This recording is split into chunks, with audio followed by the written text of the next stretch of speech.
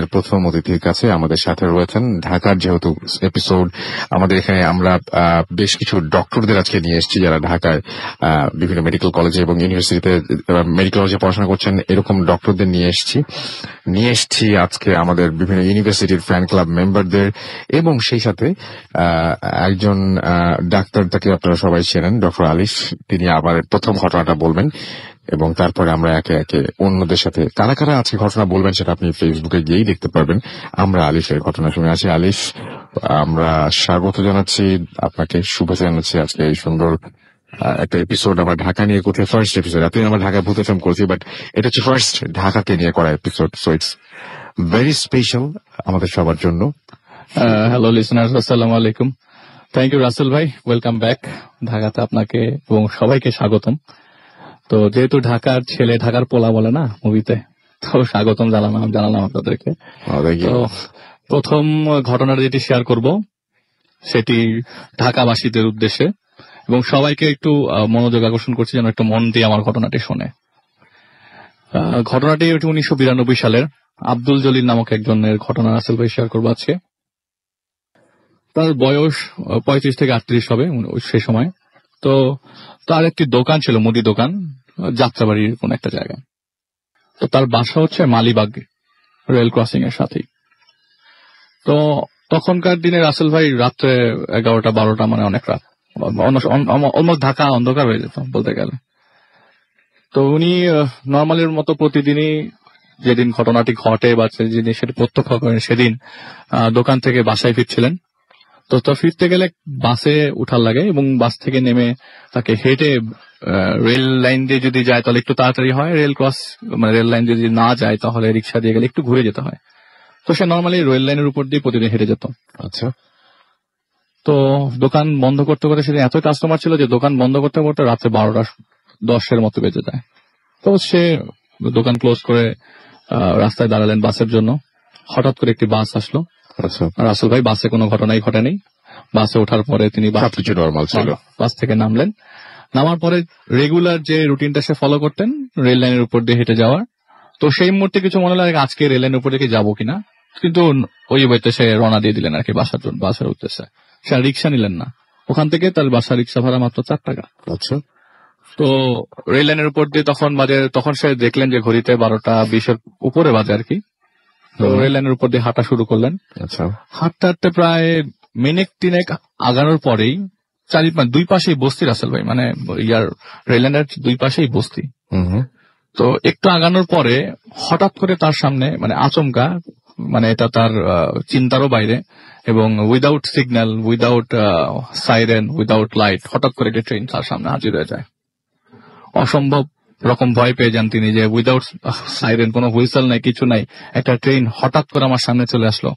আর এক্সপিরিয়েন্সের ক্ষেত্রে বলবো রাসেল ভাই তার বাসা রেল লাইনের সাথেই, তো ট্রেন যাওয়া আসা, ট্রেনের মুভমেন্ট, ট্রেনের সাউন্ড সবইতে সে অভিজ্ঞ। একটা ট্রেনের সাইজ কত বড় হতে পারে। তো তখন তাকে জিজ্ঞেস করলাম যে আপনি কি বলতেছেন, আমি কিছু বুঝি নাই। তো তিনি বললেন যে এই ট্রেনের সাইজটা আমি বলতে পারবো না, আমি আপনাকে বলতে পারবো না ট্রেনটা কত বড়, আর আমি যতটুকু যেভাবে ট্রেন দেখছি তার স্বাভাবিকের থেকে অনেক বড়, এবং এত দ্রুত ট্রেন আমি কখনো দেখিনি। আমার সামনে চোখের পলকে আমার সামনে হাজির হয়ে গেল, এবং আমি খুব ভয় পেয়ে গেলাম। একটু চিন্তা করতে লাগলাম, না এই রাস্তায় আসা যাবে না এরকম কিছু ঘটতে থাকলে। কিন্তু চিন্তার কথা তো পরে রাসেল ভাই, তাকে তো আগে বাঁচতে হবে এই অবস্থা থেকে। সে বস্তির বস্তির পাশ দিয়ে ঘেসে যখন ডান পাশ সরে একটু এগোতে যাচ্ছিলেন, এমন সময় ইঞ্জিন রুম নাকি সেটা সে বললো না। আমি এতগুলো বগি, এখান থেকে বগি তো দেখতেছি, আমি কোনো শেষ পাচ্ছি না, যতটুকু আলোতে চোখ পড়ে আর কি, আমি এটার কোনো শেষ পাচ্ছি না। এমন সময় তার চোখ বাম দিকে যায়। আচ্ছা। এই পাশে বগির জানালাগুলো ছিল, এবং তিনি দেখলেন যেটা যে প্রতিটা বগির জানালাতেই অনেকগুলো মানুষ দেখা যাচ্ছে, কিন্তু কারোরই মাথা দেখা যাচ্ছে না।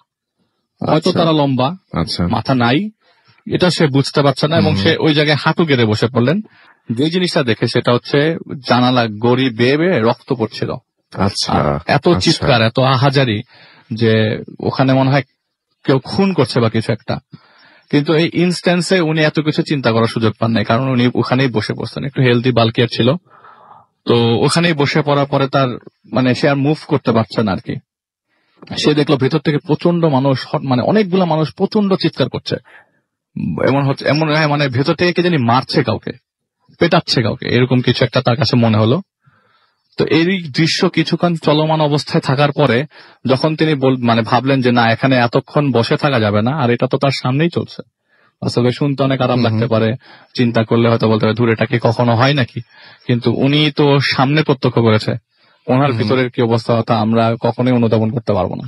আচ্ছা, হ্যাঁ, সেটা একদম সত্যি, সেটা একেবারেই সত্যি। তো তিনি দেখলেন যে রেল মানে ট্রেনটা কিছুক্ষণের মধ্যে, মানে তখন সে চিৎকার দেওয়া শুরু করলো রাসেল ভাই যে আমাকে বাঁচাও, কিন্তু ওই বস্তির আশেপাশ থেকে কেউ একটা হেল্প করতে আসে নাই একবারের জন্য না, মানে চিৎকারটা কেউ শুনছে বলে তার মনে হয় না, অন্ধকার চারিপাশ।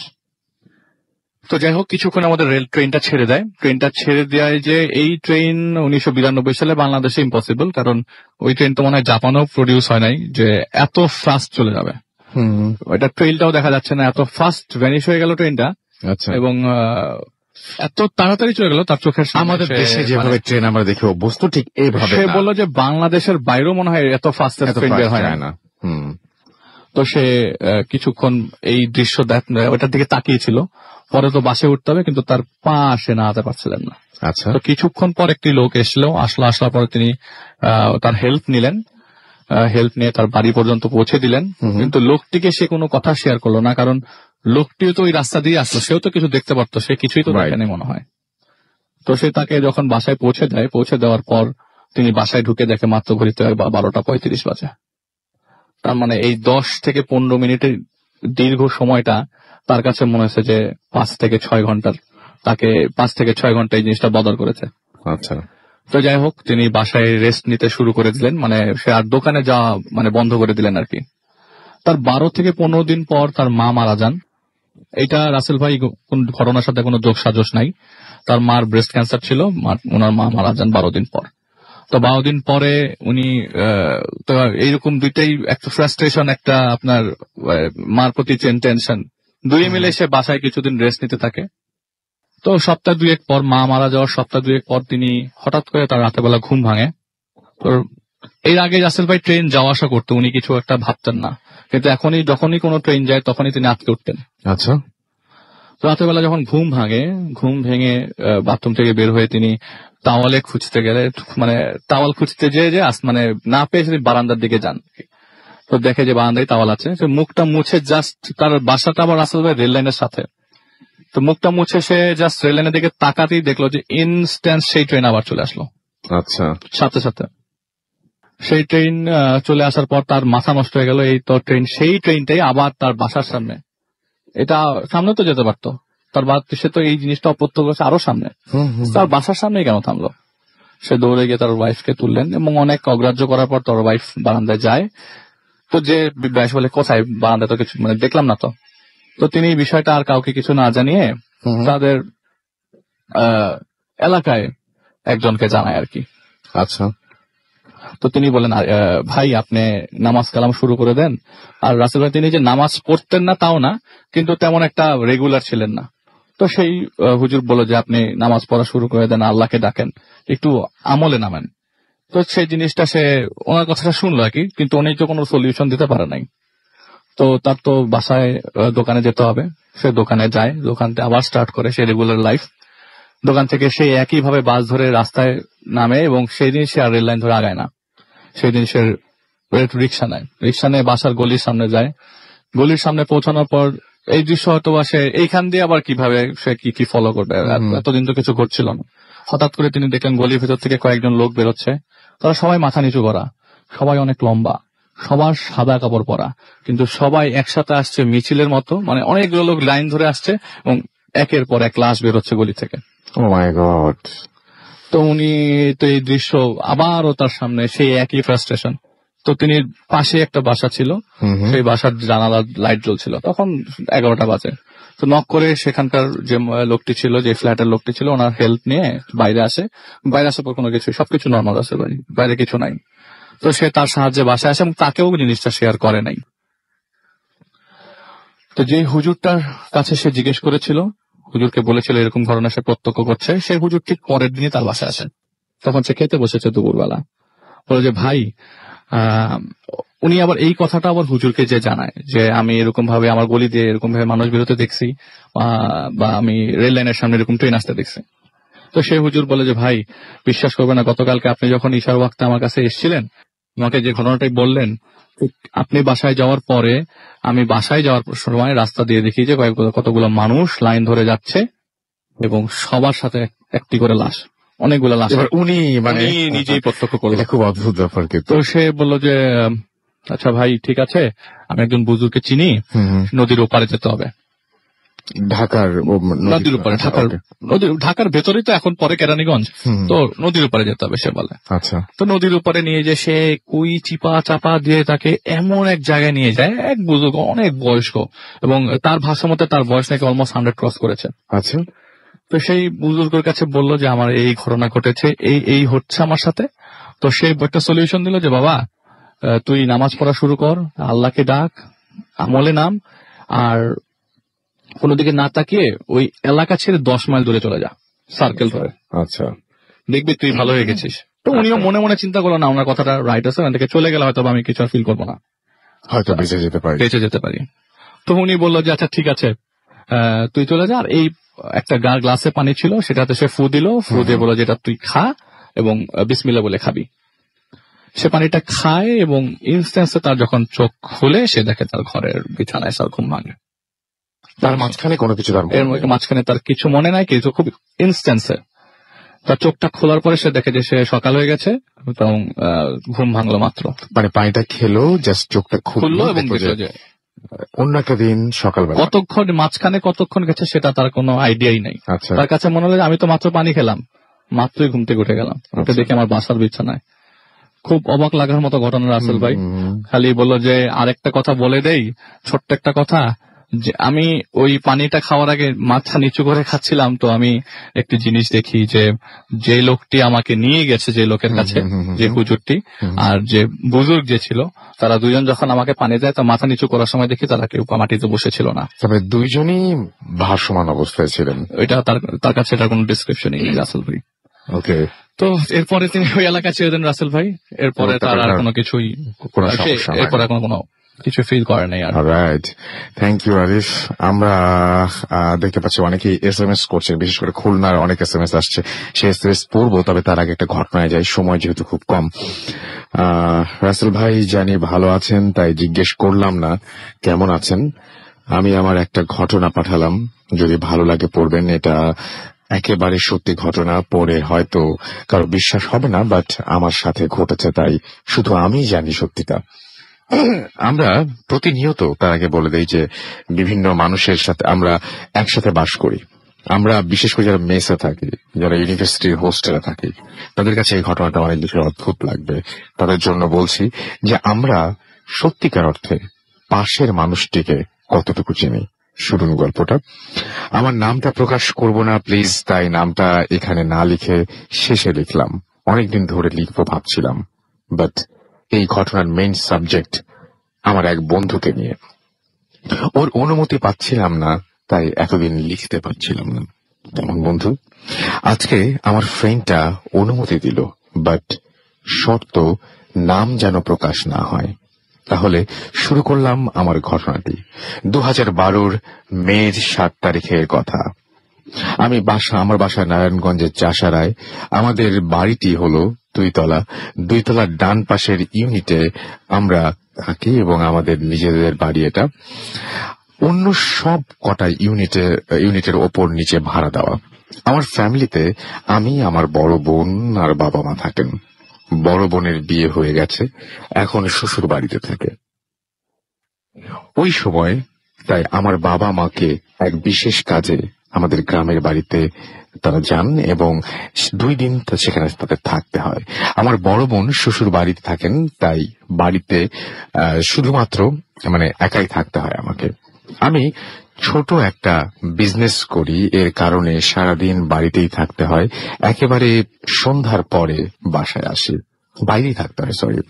সেই দিনও একইভাবে সন্ধ্যার পরে আসলাম। যেহেতু আমি বাসায় একা থাকবো, তাই এক ফ্রেন্ডকে, ওর নাম ধরি এক্স, ফোন করে আমার সাথে থাকার কথা বললাম। ওই ফ্রেন্ড রাজি। আমার ওই ফ্রেন্ডটা বর্তমানে এক এমবেসিতে চাকরিরত অবস্থায় আছে, বুঝুন অবস্থা। রাত প্রায় 9টার দিকে আমার ফ্রেন্ড অর্থাৎ এক্স, আমরা বাইরের হোটেল থেকে আগেই আমাদের রাতের খাবারের জন্য খিচুড়ি কিনে নিয়ে আসলাম। এরপরে 10টা 30-এর দিকে রাতের খাবার খেয়ে নিলাম। তারপর আমরা দুজনে কথা বলতে বলতে আর টিভি দেখতে দেখতে কখন ঘুমিয়ে পড়েছি বুঝিনি। রাত 2টা 50-এর দিকে ওয়াশরুমে যাবার জন্য ঘুম ভাঙলো। চোখ খুলে দেখি আমার ফ্রেন্ড এক্স বিছানায় নেই। আমার ফ্রেন্ডটি ওয়াশরুম থেকে এসে সবকটি রুম খুঁজলাম এবং বারান্দাও খুঁজে দেখলাম, কোথাও নেই। তখন সোজা ছাদে চলে গেলাম এবং আমি ভাবলাম যে নিশ্চয়ই ও ছাদে আছে। আমি সিঁড়ি দিয়ে উঠে ছাদের দরজার সামনে দাঁড়িয়ে চিৎকার দিয়ে তাকিয়ে আমি ছাদের দিকে তাকিয়ে শুধু এতটুকুই বুঝতে পারছি, চিৎকার দিয়ে নয়, ছাদের দিকে তাকিয়ে এতটুকুই বুঝতে পারছি যে ওখানে 3জন। কিছু বোঝার আগেই কি যে হলো আমি কিছুই বুঝতে পারছিলাম না। আমার মনে হচ্ছিল তখনই কি যেন 2 হাতের ডানার দিকে ধরে রাখছে আমাকে এবং সোজা ওপরের আকাশের দিকে উঠাতে শুরু করে দিয়েছে খুবই জোরে। আমি কিছুই বুঝতে পারছিলাম না তখন যে আমার সাথে কি হচ্ছিল, আমি এটা বুঝতে পারছিলাম না। একটু পরে একটা শব্দ আমার কানে আসলো, বলল যে ওর যেন কিছু না হয়। আমি বুঝতে পারলাম না যে এটা আমার ফ্রেন্ডের কথা বলার শব্দ কিনা। আমার ফ্রেন্ডের কথা বলার শব্দ এটা আমি বুঝতে পারলাম সেটা, এবং আমার আর কিছুই খেয়াল নেই। যখন চোখ খুললাম তখন দেখি আমি রুমের বিছানায় এবং আমার বন্ধু নামাজ পড়ছে নিচে। আমি উঠে বসলাম। আমার 2 হাতের ডানায় খুব ব্যথা। ওখানে কি যেন ধরেছিল, সে আঙুলের ছাপ তখনও লেগেছিল। আমার বন্ধু নামাজ শেষ করে আমার পাশে এসে বসলো। আমি ভয়ে কিছুই বলতে পারছিলাম না। আমার ফ্রেন্ড আমার দিকে তাকিয়ে হাসি দিয়ে বলল, ভয় পেয়েছিস? কিচ্ছু না, আমি তোর বন্ধু, অন্য কিছু না। আর এই কথাটা কোনোদিন কাউকে বলবি না, তাহলে তোর খুব ক্ষতি হবে। তুই যেন কাউকে কিচ্ছু না বলিস, এর জন্য আমি তোর 2টা কাজ করে দেব। একটা হলো বিজনেসের প্রবলেম চলছে তোর যেটা, সেটা আমি সলভ করে দেব, এবং আরেকটা সেটা হচ্ছে বিশ্বাস করবেন কি রাসেল ভাই, আমার বিজনেসের প্রবলেমের কথাটা ও জানে আগে থেকেই। সেটা হচ্ছে যে আমার ভাইয়ের যে প্রবলেম, সেই প্রবলেম দূর করে দেবে। আমার বিজনেসের কথা আগে থেকে জানতো, কিন্তু আমার বোন আর দুলাভাই, অর্থাৎ বোন আর দুলাভাইয়ের যে ফ্যামিলির যে প্রবলেম, এটা ফ্যামিলির মানুষ ছাড়া আর কারো জানা ছিল না। তাহলে আমার ফ্রেন্ড জানলো কিভাবে, আমি কিছুতেই বুঝতে পারলাম না। আমিও কিছু জিজ্ঞেস করিনি ভয়ে। ও শুধু বলল, আমি শুনে হা হা হা হা করলাম শুধু, আর কিছু বললাম না। তার 2 দিন পরের কথা, আমার বিজনেসের প্রবলেম সত্যিই আর থাকলো না। আর তার চেয়েও বড় কথা হলো যে আমার দুলাভাইয়ের সমস্যাটা সলভ হওয়ার মতো ছিল না। ওদের প্রায় ডিভোর্স হয়ে যাবার কথা ছিল। আকস্মিকভাবে তাও মিটে গেল। আমি কখনো কাউকে এই কথা বলিনি ভাই। এই এখনো পর্যন্ত আমরা খুবই ভালো বন্ধু হয়ে আছি। আমি ওকে ওই ব্যাপারে কিছু জিজ্ঞেস করিনি। আমার কোথাও কোনো প্রবলেম হলেই, ছোট বা বড় যেটাই হোক না কেন, ওকে বলি, কিন্তু সলভ করার কথাটা বলি না। বলার পরে দেখি একাই সব ঠিক হয়ে গেছে। আর ও যখন যাকে পারে এইভাবে তাকে হেল্প করে, কিন্তু কাউকেই কিছু বুঝতে দেয় না। আমি যেন কখনো ওকে জিজ্ঞেস করি না। এখানেই শেষ করলাম রাসেল ভাই, ভালো লাগলে পড়ে শোনাবেন। তারপরে নাম লিখেছেন, সুতরাং আমি নামটা বলবো না। ফোন নাম্বারও দিয়েছেন। আমি খুবই চাই, আমি আপনার নামটা দেখতে পাচ্ছি, আমি খুবই চাই আপনি আমাদের স্টুডিওতে আসেন এবং আমাদের সাথে কথা বলেন, এবং আপনার ফ্রেন্ডকে বলবেন আমার জন্য দোয়া করতে, আমাদের সবার জন্য দোয়া করতে, এবং আমাদের প্রবলেম তিনি তার যে পাওয়ারই থাকুক না কেন, কোনো সুপার ন্যাচারাল পাওয়ার যদি থাকে, ডেফিনেটলি তিনি আমাদের জন্য দোয়া করলে আমরা উপকৃত হব। বিশেষ করে আমার জন্য বলবেন অবশ্যই এবং আপনাকে আমি ইনভাইট করছি স্টুডিওতে। আপনি ডেফিনেটলি স্টুডিওতে এসে আমাদের সাথে এসে আপনার জীবনের আরো কিছু ঘটনা আমাদের সাথে শেয়ার করলে আমরা অনেক বেশি খুশি হব। জানিয়ে দিই, আগামী সপ্তাহে আমরা আসছি খুলনায়, এবং আগামী সপ্তাহে আমরা খুলনায় লাইভ করব। সেজন্য আপনাদের সহযোগিতা চাই। আপনাদের কাছ থেকে প্রচুর ইমেল আমরা এক্সপেক্ট করছি। দারুণ দারুণ সব ঘটনার আমরা জানি যে খুলনার মানুষ ভূত এফএম নিয়ে অনেক অনেক অনেক অনেক বেশি আগ্রহী। কয়েকদিন আগে মাসুম গিয়েছিল, সেও বলল যে ওইখানে সবাই প্রত্যেকে ভূত এফএম নিয়ে অনেক বেশি আগ্রহী। তো আমরা আসছি আগামী সপ্তাহে, আপনারা রেডি থাকুন এবং আমাদেরকে ইমেল পাঠিয়ে দিন। আমাদের ইমেল অ্যাড্রেস হচ্ছে bhutfm@radiofurti.fm। স্পেলিংটি খুব আস্তে আস্তে বলে দিচ্ছি, BHTFM@radiofort.fm। বেশি বলার দরকার নেই, কারণ এমনিতেই খুলনা থেকে অনেক ইমেল পাই। এসএমএস করতে হলে মোবাইলের মেসেজ অপশনে গিয়ে টাইপ করুন ফুর্তি FORT, ফুর্তি স্পেস দিয়ে লিখুন আপনার নাম, স্পেস দিয়ে আপনার মেসেজ পাঠিয়ে দিন 9840 নাম্বারে। আর আমাদের ফেসবুক, যে ফেসবুকে আপনি যেখানে যাবেন www.facebook.com/radio.furti এবং www.facebook.com/bhutfm.russell। আচ্ছা, আপনার পাশে যে মানুষটি এই মুহূর্তে আছে, এই ঘটনা শোনার পরে তাকে কতটুকু বিশ্বাস করা যায় চিন্তা করতে থাকুন। আমরা ছোট্ট একটা বিরতি নিয়ে আবারও ফিরে আসবো। স্টে টিউনড রেডিও ফুর্তি and don't stop the Furti. Booth FM. The night comes alive with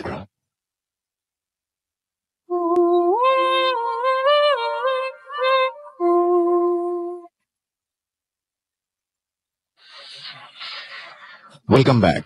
শুনছেন সবসময় রেডিও ফুর্তি 8.2 FM। আমি রাসেল আছি, সাথে আমার সাথে রয়েছে মাসুম এবং আজকের অতিথিরা। এই মুহূর্তে আমি যেটা করব, আপনাদেরকে ছোট্ট করে ঢাকায় যারা আমাদের ক্লাব করছেন, ভূত এফএম হরর ক্লাব, তাদের সাথে একটু পরিচয় করিয়ে দিব। মানে আমরা কিছুক্ষণ পরপরই করিয়ে দেবো। এখন দুজনের সাথে পরিচয় করে দিচ্ছি। আপনার নামটা একটু বলবেন। হ্যালো, আমি Jisan, East West University. So আপনি ইস্ট ওয়েস্ট ইউনিভার্সিটির হরর ক্লাবের মেম্বার। আমরা আরো একজন মেম্বারকে রেখেছি আমাদের এখানে। আপনি কোথাকার মেম্বার একটু আমাকে বলবেন আগে। আমি আকিব, নর্থ সাউথ থেকে। সো আমরা ইস্ট ওয়েস্ট এবং নর্থ সাউথের দুজন মেম্বারকে পেয়ে গেছি। আপনি কোন ইয়ারে আছেন আকিব? ফার্স্ট ইয়ারে আছেন। Wish you all the best. আশা করছি যে আমাদের যে নেক্সট প্রোগ্রাম হবে সেই প্রোগ্রামে আমরা আপনাদের জানিয়ে দেবো। কেমন লাগছে ভূত এফএম এসে? অসাধারণ, থ্যাংক ইউ ভেরি মাচ। ওকে, আমরা তারপরে ঘটনায় চলে যাই এবং আমাদের সাথে আমাদের পরবর্তী অতিথি আছেন। আপনাদের সাথে পরবর্তীতে আবার কথা হবে। Thank you very much. এবং আমি আপনার নামটা একটু জানতে চাচ্ছি। তার আগে আমরা একটু এসএমএস পড়বো, নাহলে খুলনা এবং যারা এসএমএস পাঠাচ্ছেন কষ্ট করে, তারা সবাই আসলে খুব কষ্ট পাবেন। সাইদ আমাদের এসএমএস করেছেন এবং আমাদেরকে বলছেন গল্প পড়া বন্ধ হয়ে গেছিল। নো, গল্প পড়া বন্ধ হয়ে যায়নি, আমরা শুধু সময় পাই না। প্রচুর মানুষ থাকে, সেজন্য মানে যেখানে প্রচুর অতিথি থাকেন আমাদের।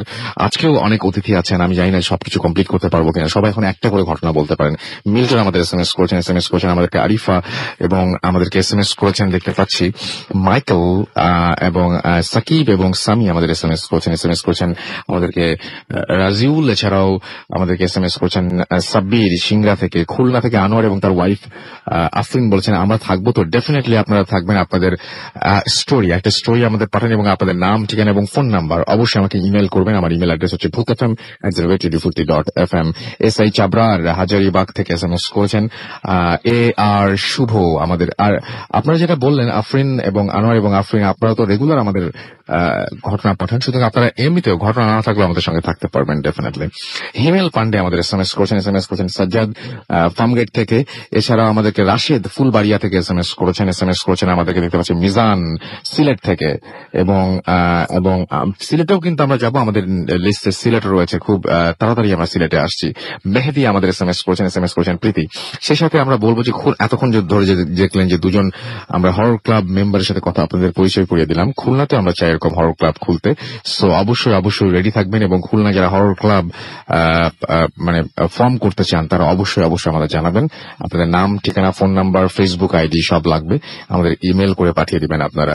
আবারও আসছে খুলনা থেকে আনোয়ার এবং আফরিন, আমরা থাকবো। তো ডেফিনেটলি আপনারা থাকছেন। আমরা চলে যাচ্ছি ঘটনায়। আপনার নামটা প্লিজ একটু বলবেন এবং আপনি কোথা থেকে এসেছেন, তারপর আপনার ঘটনায় যাব। হ্যালো লিসনার্স, আমি সারাবান সালসাবিলা, আমি সাভার থেকে আসছি। সাভার থেকে। আচ্ছা, আজকে তো ঢাকায় থাকছেন না? জি। ওকে, সো আমরা সাভার থেকে ঢাকাতে দেখছি, আমরা বিভিন্ন জায়গাতেই এরকম দেখি যে যেমন কক্সবাজারে গেলে আমাদের ওখানে চকরিয়ার লোকজন চলে আসেন ঢাকা থেকে। একদিন হয়তো আমরা দেখবো কি এরকম ভাবে আলাদা আলাদা ভাবে ঢাকাতেও করব, সাভারেও করব, টাঙ্গাইলেও করব, এভাবে এভাবে করতে করতে যাব। সেটা সেই দিন আর খুব বেশি দেরি নাই। যাই হোক, আমরা এখন শুনি সাবিলার ঘটনা। আমার ঘটনাটা শুরু হয় ডিসেম্বর মাসে 2015-তে। জি আমার অপারেশন হয় অ্যাপেন্ডিক্সের। জি। আমি যেদিন অপারেশন হয় তার 6 দিন পর আমি রাতে বিছানায় একলা ছিলাম হসপিটালের বেডে। জি। হসপিটালের বেডে রাত প্রায় 3টা বাজে।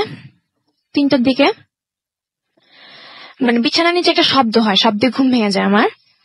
শব্দটা একতালেই চলছিল। মনে হচ্ছিল বিছানার নিচে কেউ একজন আছে যে শব্দ করছে। পরে মানে বিছানার নিচ থেকে কান্নার শব্দ আসে, আবার মাঝে মাঝে হাসিরও শব্দ আসে। তখন আমার মা বাবারা ছিল না। আচ্ছা। পরে যখন আমার নানু আমার রুমে ঢুকে তখন আমি চিৎকার করি, আমার বাবা মা সবাই আসে। আসার পর আমি বলি যে বিছানার নিচে কিছু একটা আছে। তখন আচ্ছা, আমার আম্মু দেখে একটা টেনিস বল। Tennis ball? হ্যাঁ। আচ্ছা। আর হসপিটালে সচরাচর টেনিস বল থাকে না, আর আমার অপারেশনের রুগী আর টেনিস বল থাকার কথা ছিল না। তারপর থেকে যখন বাসায় আসি বিভিন্ন ধরনের ঘটনা ঘটে আমার সাথে। এরকম বিভিন্ন ধরনের নানা ধরনের ঘটনা ঘটে। মানে আমার চুল ধরে টানে, আমার সাথে কথা বলতে চায় কেউ একজন। আমি মানে কিছু একটা দেখি, কিছু একটা ফিল করি, আমার কাছে এসে কান্না করে আমার পাশে থাকে, এটা বুঝতে পারি। আমার ফ্যামিলিতে কেউ এসব বিশ্বাস করতো না। আচ্ছা, টেনিস বলটা হঠাৎ করে হসপিটালের ভেতরে আপনার বেডের নিচে কিভাবে আসলো? হসপিটালের বেডের নিচে কিভাবে আসলে এটা কিসে মানে আমি জানি না, কিন্তু ওখানে থাকার কথা ছিল না, কারণ আমার কোনোভাবে থাকার কথা ছিল না। রাইট। এবং তারপর থেকেই সমস্যাটা শুরু হয়ে গেছে। ওকে।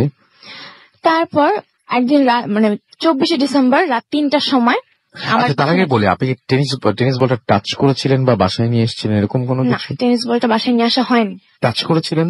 না, টাচও করা হয়নি। আচ্ছা, ওকে। তারপর থেকে রাত 3টার সময় আমার বিছানার পাশে কান্না শুরু হয়। তখন কান্নার শব্দটা একটু ধীরে ধীরে বাড়তে থাকে। প্রথমে আসতে হয়, তারপর আস্তে আস্তে বাড়তে থাকে। আচ্ছা। দেন আমার নানু আমার পাশে শুয়েছিল। নানুকে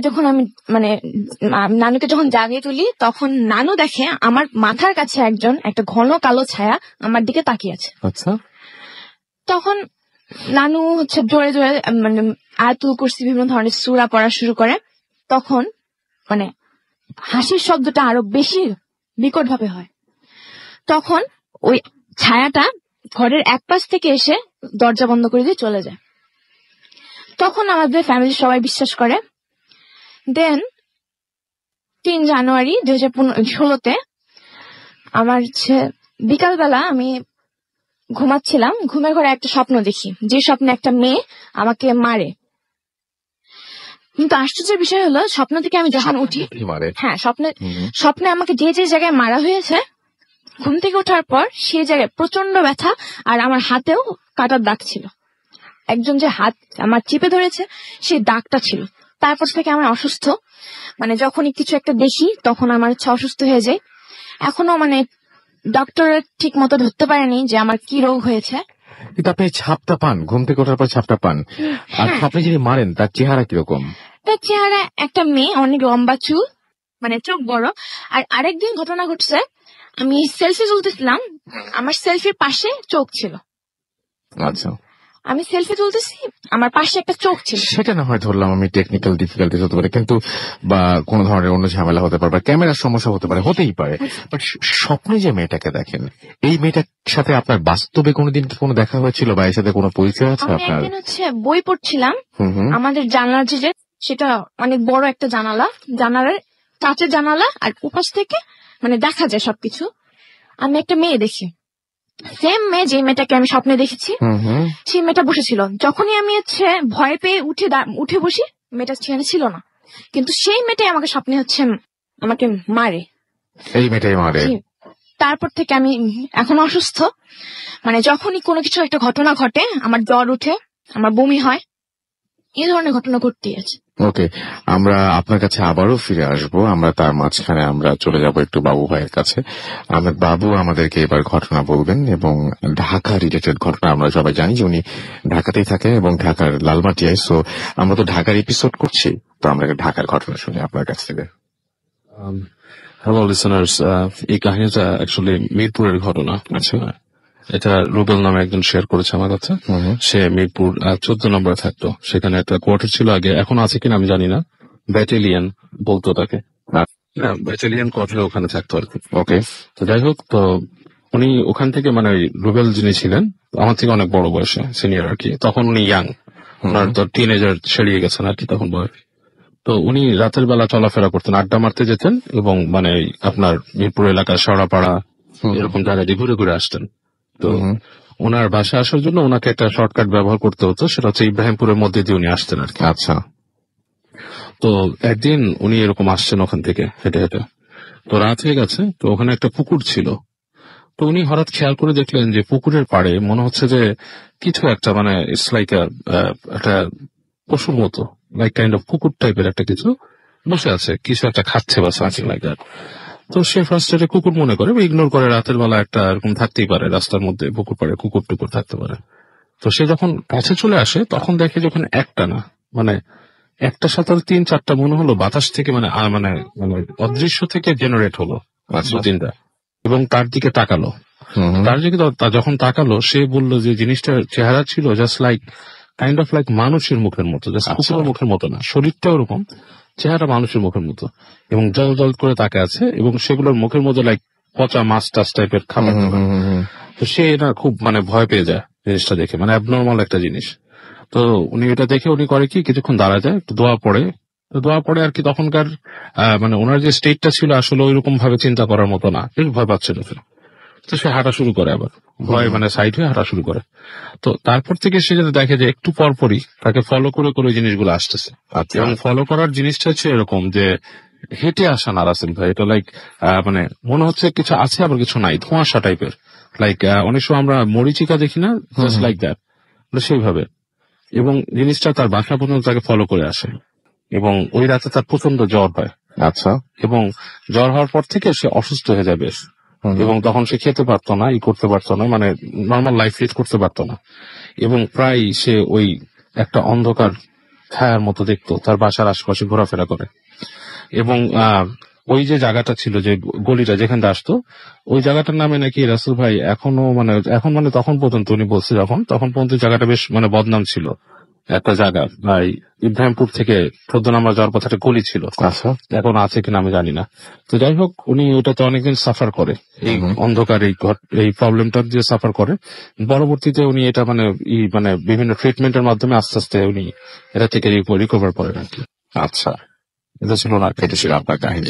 ওকে, থ্যাংক ইউ ভেরি মাচ। আমরা একটু আমাদের যে ফেসবুকে আমাদের যারা লিখছেন তাদের কিছু কমেন্ট আমরা পড়ে ফেলতে চাই, যারা আমাদের সাথে আছেন।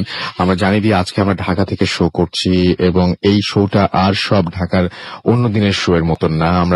আমরা পুরো বাংলাদেশ ঘুরতে বেরিয়েছি, তার মধ্যে ঢাকাও একটি জেলায় যেখানে আমরা শো করতে চেয়েছি, এবং আজকে সেই শোটা আমরা ঢাকায় বসে করছি। সাদ নাসিম আমাদের SMS করেছেন, আমাদের কমেন্ট করেছেন ফেসবুকে। এমডি সুজন আমাদের লিখেছেন, এবং তিনি বলছেন যে তিনি ওমান থাকেন, সেখান থেকে তিনি ভূত এফএম শোনেন। থ্যাংক ইউ ভেরি মাচ আমাদের সঙ্গে থাকার জন্য। উৎস রায় আমাদের লিখেছেন, এবং আমাদেরকে এখানে লিখেছেন রোমিও রোমেল, এবং আমাদেরকে লিখেছেন, দেখতে পাচ্ছি তিনি বলছেন যে বাবু ভাইয়ের ঘটনা নিশ্চয়ই আগের মতো সুন্দর হবে। আমাদেরকে লিখেছেন, দেখতে পাচ্ছি যে মনিউদ্দিন মনি, আমাদেরকে ফারনান আহমেদ লিখেছেন এখানে। এছাড়াও লিখেছেন তারেক আজিজ, সাদ নাসিম, এমডি সামিউল শাওন, ফারুক খান, রবি SK। এছাড়াও দেখতে পাচ্ছি MD Tahmid MD Tahmid, Abrar Ashraful, Khandakar Mainul Munna, MD Yusuf Chowdhury, KI Sabuj সহ আরো অনেকে। এছাড়া আমাদের যে ফেসবুক পেজ রয়েছে রেডিও ফুর্তির, সেখানেও দেখতে পাচ্ছি অনেকে লিখছেন, এবং অনেকে আপনাদের ঘটনা তুলে ধরছেন। সেটা একজন দীপ্ত আহমেদ জুয়েল, তিনি লিখেছেন যে ভালো লাগছে, আমাদেরও খুব ভালো লাগছে যে আপনাদের ভালো লাগছে এটা জানতে পেরে। এছাড়াও আমার কাছে অনেক ঘটনা আছে লিখেছেন অনিক হোসেন, এছাড়াও ফজলে রাব্বানি আমাদের সাথে আছেন, সাব্বির এসকে আমাদের সাথে রয়েছেন পলাশ শিকদার, আসমা শাহিন আমাদের সাথে রয়েছেন, আনোয়ার হোসেন আমাদের সাথে রয়েছেন, রাজীব মন্ডল রিয়ান আমাদের সাথে রয়েছেন, দীপ্ত আহমেদ জুয়েল আমাদের সাথে রয়েছেন, সোহাগ মাহমুদ আমাদের সাথে রয়েছেন, সি আর হাসিব আমাদের সঙ্গে আছেন, হোসেন আল ফারা পরাগ আমাদের সাথে আছেন, আরিফ এস এইচ আমাদের সঙ্গে আছেন। এছাড়াও দেখতে পাচ্ছি আকরাম কুমিরা থেকে লিখেছেন নাইস স্টোরি, মাইকেল আমাদের সাথে আছেন। এছাড়া আমাদের সাথে রয়েছেন দেখতে পাচ্ছি মুস্তাক, এছাড়া আমাদেরকে দেখতে পাচ্ছি রিয়েল আমাদের SMS করেছেন নরসিংদী থেকে, সুমন ফার্মগেট থেকে SMS করেছেন, তিনি এবং তার ওয়াইফ পলি তারা আমাদের সাথে আছেন এই মুহূর্তে, লাইট অফ করে তারা শুনছেন। অতুল আমাদের সাথে আছেন এই মুহূর্তে। এছাড়া আপনারা যদি থাকতে চান, আপনারা যদি আমাদের SMS পাঠাতে চান, তাহলে মোবাইলের মেসেজ লিখে টাইপ করুন ফুর্তি FORTI ফুর্তি স্পেস দিয়ে লিখুন আপনার নাম, স্পেস দিয়ে আপনার মেসেজ পাঠিয়ে দিন 9840 নাম্বারে। যদি আমাদের ইমেল করতে চান, আমাদের ইমেল অ্যাড্রেস হচ্ছে bhutfm@radiofurti.fm, which is BHETFM@radioFORTI.fm। আপনার নাম, ঠিকানা এবং ফোন নাম্বার সহ আপনার জীবনে ঘটে যাওয়া বা আপনার জানা সেরা ঘটনা লিখে পাঠিয়ে দিন আমাদের কাছে। ঘটনার শুরুতে অবশ্যই উল্লেখ করুন যে ঘটনাটি আপনি স্টুডিওতে এসে শেয়ার করতে চান নাকি আপনি চান আপনার ঘটনা আমরা পড়ে শোনাই। আর যারা দেশের বাইরে আছেন তারা তো অডিও ক্লিপ পাঠাতেই পারেন। আর এবার আমরা ঘটনা চাই খুলনা থেকে, বিকজ নেক্সট উইক অর্থাৎ নেক্সট শুক্রবার আমরা আসছি, মানে দিস ফ্রাইডে আমরা আসছি খুলনায়। So get ready Khulna. আশা করছি আপনাদের প্রচুর ঘটনা আমরা পাবো। আর ফেসবুক আমাদের যে দুটো লিঙ্ক সেটা জানিয়ে দিচ্ছি, www.facebook.com/radiofurti, www.facebook.com/bhuthfm.russell। ছোট্ট একটা বিরতির পরে আবারও নতুন অতিথিদের নিয়ে ফিরে আসবো। সেই পর্যন্ত আমাদের সঙ্গেই থাকবেন। স্টে টিউনড রেডিও ফুর্তি and don't stop the ফুর্তি। Booth FM. The night comes alive with Graminphone.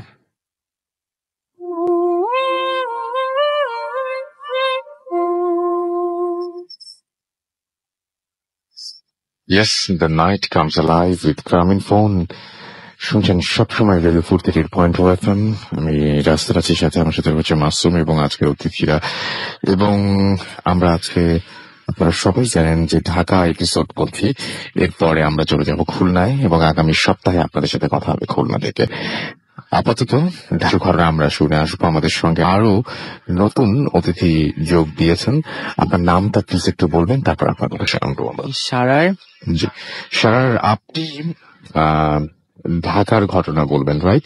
আমি একটু উল্লেখ করে নিই যে কিছু কিছু সময় দেখা যায়, একটু আগের যে ঘটনাটা আমরা শুনলাম যে একজন ভদ্রলোক যিনি কিনা মগবাজারে থাকতেন, তার সাথে অনেক প্রবলেম হতো, তারপরে তিনি সেই মগবাজার থেকে তার বাড়িটা শিফট করে 10 মাইল দূরে নিয়ে গেলেন এবং তিনি ভালো ছিলেন। কিন্তু এখন যে ঘটনা শুনবো সেই ঘটনাটা সেটা থেকে একেবারেই আলাদা। আপনারা শুনলেই বুঝতে পারবেন এবং আমরা সরকারের কাছে সেই ঘটনাটা শুনবো। জি, এই ঘটনাটা অ্যাকচুয়ালি স্টার্ট হয় যখন আমার বাবা পেটে ছিল, আমার দিদার। সো আমরা জানি যে আগের কালে বাসাগুলো, আমার বাবার বাসাটা actually like home town, like যেখানে জন্ম হয়েছে সেটা ফরিদপুর ছিল। সো ওখানে বাসাগুলা যেখানে জন্ম হয়েছে ওই বাসাটা ছিল টিন শেডের, রাইট? সো যখন আমার বাবা কনসিভ করেছিল লাইক বাবাকে, তখন ওখান থেকে প্যারানর্মাল অ্যাক্টিভিটি শুরু হয় অনেক রকমের। যেমন নর্মালি অনেক সময় শোনা যেত যে টিন শেডে চাল ছিল যেটার উপর দিয়ে মানুষ হাঁটাহাঁটি করতো এবং অন্য মানুষ ঢিল দেওয়ার আওয়াজ হতো, কিন্তু ওটা অনেক রাতে, যেটা নর্মালি হওয়া সম্ভব ছিল না। এন্ড দেন অনেক ধরনের শ্যাডোজ দেখা যেত, তো যেগুলো নর্মালি আমরা দেখি না। এবং ওরকম প্যারানর্মাল অ্যাক্টিভিটিস এর মধ্যেই আমার বাবার জন্ম হয়। সো বাবা জন্ম হওয়ার পরে আমরা যেমন জানি যে নর্মাল বাচ্চাদেরকে সাজানো হয় কপালের মধ্যে কালো টিপ দিয়ে, এটসেট্রা। সো এভাবে করে আমার বাবাকে কপালের মধ্যে কালো টিপ দিয়ে একদিন রোজার সময় আমার 2 বড় ফুপ্পি নিয়ে বের হলো। সো বারান্দার মধ্যেই ঘোরাঘুরি করছে, বারান্দায় দোলনা ছিল, দোলনায় শুয়ে ওরা গল্প করছে নিজেদের মতন। তার মধ্যে আজান পড়ে। আজান পড়ার পর ওরা ইফতারি করার এক্সাইটমেন্টে বাবাকে ভুলে ওখানে ফেলে দিয়ে চলে যায় ইফতারি করতে। সো আজান পড়ার সাথে সাথে তো সূর্য আস্তে আস্তে ডুবছে। সো সূর্য ডুবার সাথে সাথে আমার বাবা কান্না শুরু করেন, এবং সেই কান্নাটা লাইক আনস্টপেবল, যে লাইক ওটা কন্টিনিউসলি হচ্ছে মানে কোনোভাবে থামানো যাচ্ছে না। সো ওটার পরে আমাদের বাসার মানে ও দিদার বাসার ওখানে এক বুজুর্গ লোক থাকতো, তার কাছে নিয়ে যাওয়া হয়, তাকে বাবাকে নিয়ে যাওয়া হয়, এবং তারপরে হচ্ছিল গিয়ে অনেক সুরা টুরা পড়ে ওই লোকটা পরে বাবাকে ঠিক করালো, তার কান্নাটা বন্ধ হলো।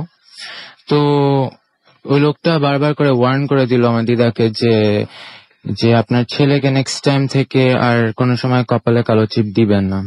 তো আমরা যেভাবে জানি যে যখন আমাদের কোনো ট্রাবল আসে আমরা ওটার উপায় পাই কিভাবে আমরা ওটাকে সলভ করবো, দেন ওটা আমরা সুন যখন ট্রাবলটা কেটে যায় আমরা কয়েকদিনের মধ্যে ওই জিনিসটা আবার ভুলে যাই।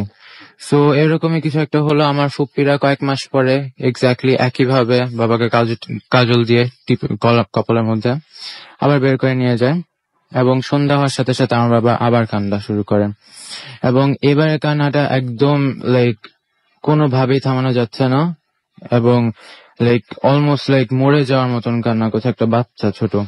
সো অনেক চেষ্টা করার পর ওই লোকের কাছে নিয়ে যাওয়া হলো আবার। ওই লোক এখন বলে আমি তো এবার ঠিক করবো না আপনার বাচ্চাকে। আমি বললাম আপনাকে কোনো সময় যেন না দেওয়া হয়, তারপরেও আপনারা দিলেন, তো আমি এখন ঠিক করতে পারবো না আপনার বাচ্চাকে। পরে আমার মানে দিদা অনেক রিকোয়েস্ট করার পর সে দোয়াদৌড় শুরু করলো, এবং কিছুক্ষণ পর হচ্ছিল গিয়ে বাবা ঠিক হয়ে গেল এবং বললো যে নেক্সট টাইম যদি কালো টিপ দেওয়া হয় আপনার বাচ্চাকে আর বাঁচানো যাবে না। অদ্ভুত ব্যাপার, আমরা সাধারণত কালো টিপ দিয়ে হচ্ছে নজর এড়ানোর জন্য, কিন্তু এখানে পুরো জিনিসটা উল্টো ঘটলো। এক্স্যাক্টলি, আচ্ছা। বলে যে আপনার বাচ্চাকে যখনই কালো টিপ দেওয়া হয় কিছু একটা সামথিং একটার নজর লাগে ওর দিকে, যেটার জন্য এই কান্নাটা শুরু করে। সো গ্রোয়িং আপ আমার বাবা অনেক নটি চাইল্ড ছিল, রেকলেস ছিল অনেক বেশি। So he had always like ওর অনেক বেশি ইন্টারেস্ট ছিল এসব জিনিসে। সো এসব জানার পরে বাবা গ্রোয়িং আপ এগুলো জানলো, এন্ড বাবা যেহেতু একটা গভর্নমেন্ট সার্ভিস করে, সো বাবা ডিফারেন্ট জায়গায় পোস্টিংস হয়। তো সিলেটে পোস্টিং ছিল এই জন্য, এবং সিলেটে বাবা একটা কোর্স করতে গেছিল। সো বিল্ডিংটা যেমন ছিল ওটা আই শেপের বিল্ডিং, এবং বাবার গ্রাউন্ড ফ্লোরের রুম সবচেয়ে কর্নারে। সো বাবা প্রত্যেকদিন রাতে 9টা-10টার দিকে এরকম একা একা ছাদে যেত। ছাদে যেয়ে বলতো যে কে আমার সাথে থাকতে আমার দিকে নজর লাগাতে ছোটবেলা, সাহস থাকলে আমার সামনে আসো। সো এরকম একদিন করলো, 2 দিন করলো, 3 দিনের দিন বাবা যখন ছাদে গেল বাবা ফেল্ট আ বিট উইয়ার্ড, যেটা ইউজুয়ালি হয় না, বিকজ হি ডাজন্ট বিলিভ, কোনো সময় এসবে বিলিভ করে না, ট্রাস্ট করতো না, এইসব বলে কিছু হয় না আসলে, এগুলো সব লেম। সো এগুলোর পরে বাবা আবার একইভাবে করলো, এবং 12টার দিকে বাসা চলে আসলো, রুমে এসে ঘুমালো।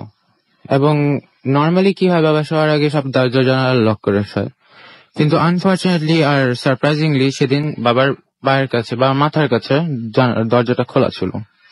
সো ঘুমাচ্ছে ঠিক মিড নাইটের দিকে 1:30-2টা, এই সময় আবার হঠাৎ করে ঘুম ভাঙে, এবং বাবার মনে হয় যে বাবার সাথে there is someone, বাবা is not alone. ওকে। তো বাবা যেহেতু করিডোর থেকে হালকা লাইট আসছে, ওই লাইটের মধ্যে মোটামুটি ক্লিয়ারলি দেখা যায়, এবং বাবা দেখতে পারলো যে বাবার পায়ের কাছে একটা অসম্ভব সুন্দর মেয়ে দাঁড়ানো। মেয়েটা দেখতে মানে আমরা হিন্দুদের দুর্গা যে মূর্তিটা দেখি অলমোস্ট ওটার মতন দেখতে, জাস্ট ডিফারেন্স হচ্ছিল গিয়ে নর্মাল মেয়েদের চুল থাকে নিচ দিকে ছাড়া, ওই মেয়েটার চুল ছিল আকাশে উড়া, মানে অপোজিট ডাইরেকশনে উপরে ছিল, এবং গোল হওয়া ছড়ানো সব জায়গায়, এবং চোখগুলা রক্তের মতন লাল ছিল, এবং এক দৃষ্টিতে খুবই রাগ হয়ে বাবার দিকে তাকিয়ে আছে।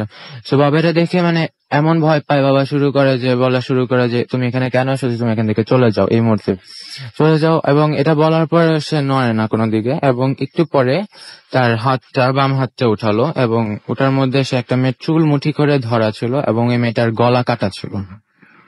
এটা দেখার পর বাবা প্রচন্ড ভয় পেয়ে আয়াতুল কুরসি পড়া শুরু করে। আয়াতুল কুরসি যত পড়ে ওই মেয়ে আরো রাগ হয়, আরো লাইক ভিশিয়াস ভাবে তাকায় বাবার দিকে। সো ওভাবে করে আস্তে আস্তে আয়াতুল কুরসি পড়তে পড়তে ওই মেয়েটা আস্তে আস্তে ফ্লোট করা শুরু করলো, মাটির থেকে ফ্লোট করে আস্তে দরজা দিয়ে বেরিয়ে ভ্যানিশ হয়ে যায়। Yes. ওকে। একটা জিনিস সেটা হচ্ছে আপনার বাবার জীবনে এই সমস্ত ঘটনা ঘটেছে, আপনাদের ফ্যামিলি মেম্বার আরো 2 জন আছেন এখানে, আপনার মা আছেন, আপনার নামটা একটু প্লিজ বলবেন। আমি ঈশ্বর ভাই আপনি? জি, আমি সারার ভাইয়া। আচ্ছা, সারার ভাইয়া। সারার আম্মুর সাথে আমি একটু পরিচয় হই, আমরা একটু জাস্ট একটু পরিচিত হই। জি, আমি তানিয়া।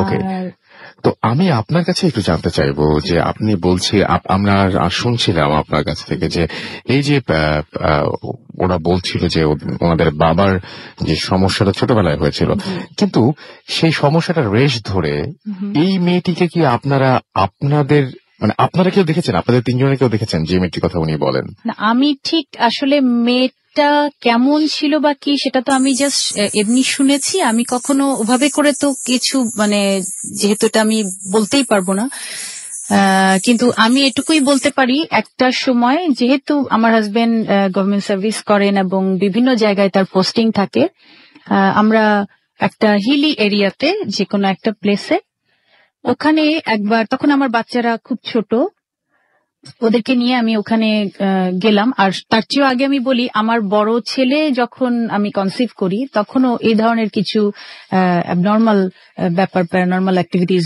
আমার বাসায় ছিল, বিকজ ওর বাবা একটা ভাইটাল পোস্টে ছিল এবং ওকে খুব বিজি থাকতে হতো, আমি অলমোস্ট একাই থাকতাম।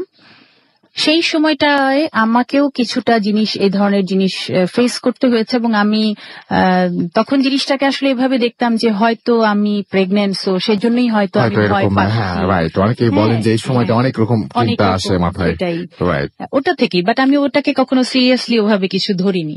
তারপর যখন একটু বড় হলো আর যখন সেই হিলের একটা জায়গায় আমরা গেলাম, ওখানে যাওয়ার পর একদিন মধ্যরাত্রিতে, আমি ঠিক সময়টা বলতে পারবো না, কিন্তু মধ্যরাত্রিতে আমি একটু মানে ওয়াশরুমে যাব, হঠাৎ আমি তাকিয়ে দেখলাম আমার পায়ের কাছে একটা বড় জানালা ছিল, খুব বড় একটা জানালা ছিল। তো আমি পর্দাটা সরানো ছিল, আমি ওখানে হঠাৎ করেই আমার চোখটা গেল এই জন্যে যে আমি দেখতে পেলাম যে আমি নিজেই ওখানে দাঁড়ানো আছি জানালার বাইরে। আমি দাঁড়ানো আছি, আমি আমার নিজেকে দেখতে পাচ্ছি। সেটা একটা ভয়ঙ্কর একটা ফিলিংস, এটা আমি এক্সপ্লেন করতে পারবো না। এক্স্যাক্টলি ঠিক সেই রকমই, যেরকম চুলগুলো উপর দিকে, একটা মানে অদ্ভুত অবস্থা চুলে, আর চোখটা ভীষণ টকটকে লাল এবং খুব রাগী চোখে আমি আমার নিজেকেই দেখছি। এবং আমি এতটাই ভয় পেলাম যে আমি ওর বাবাকে তখন ডেকে তুললাম, আমি এবং সাথে সাথে আমি আর কিছু তখন আর কিছু আমার মানে এর পরের অংশ আমার আসলে আর কিছু মনে নেই। আচ্ছা, একটা জিনিস সেটা হচ্ছে আপনারা বলছিলেন যে আপনাদের বাসায় আপনারা সবাই ফিল করেন যে আপনারা সবসময় একা না। হ্যাঁ, কেউ কিছু মানে কিভাবে ফিল করেন, মানে কিভাবে বুঝতে পারেন যে আপনি একটা হামাগুড়ি দেওয়ার কথা বলছিলেন?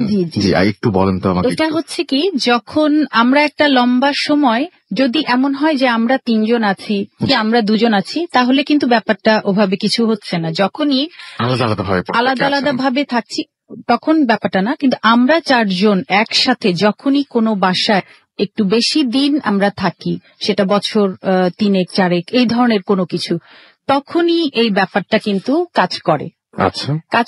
এবং এখন যেটা হচ্ছে, ওর বাবার সাথে আগে কি হয়েছে সেটা আমি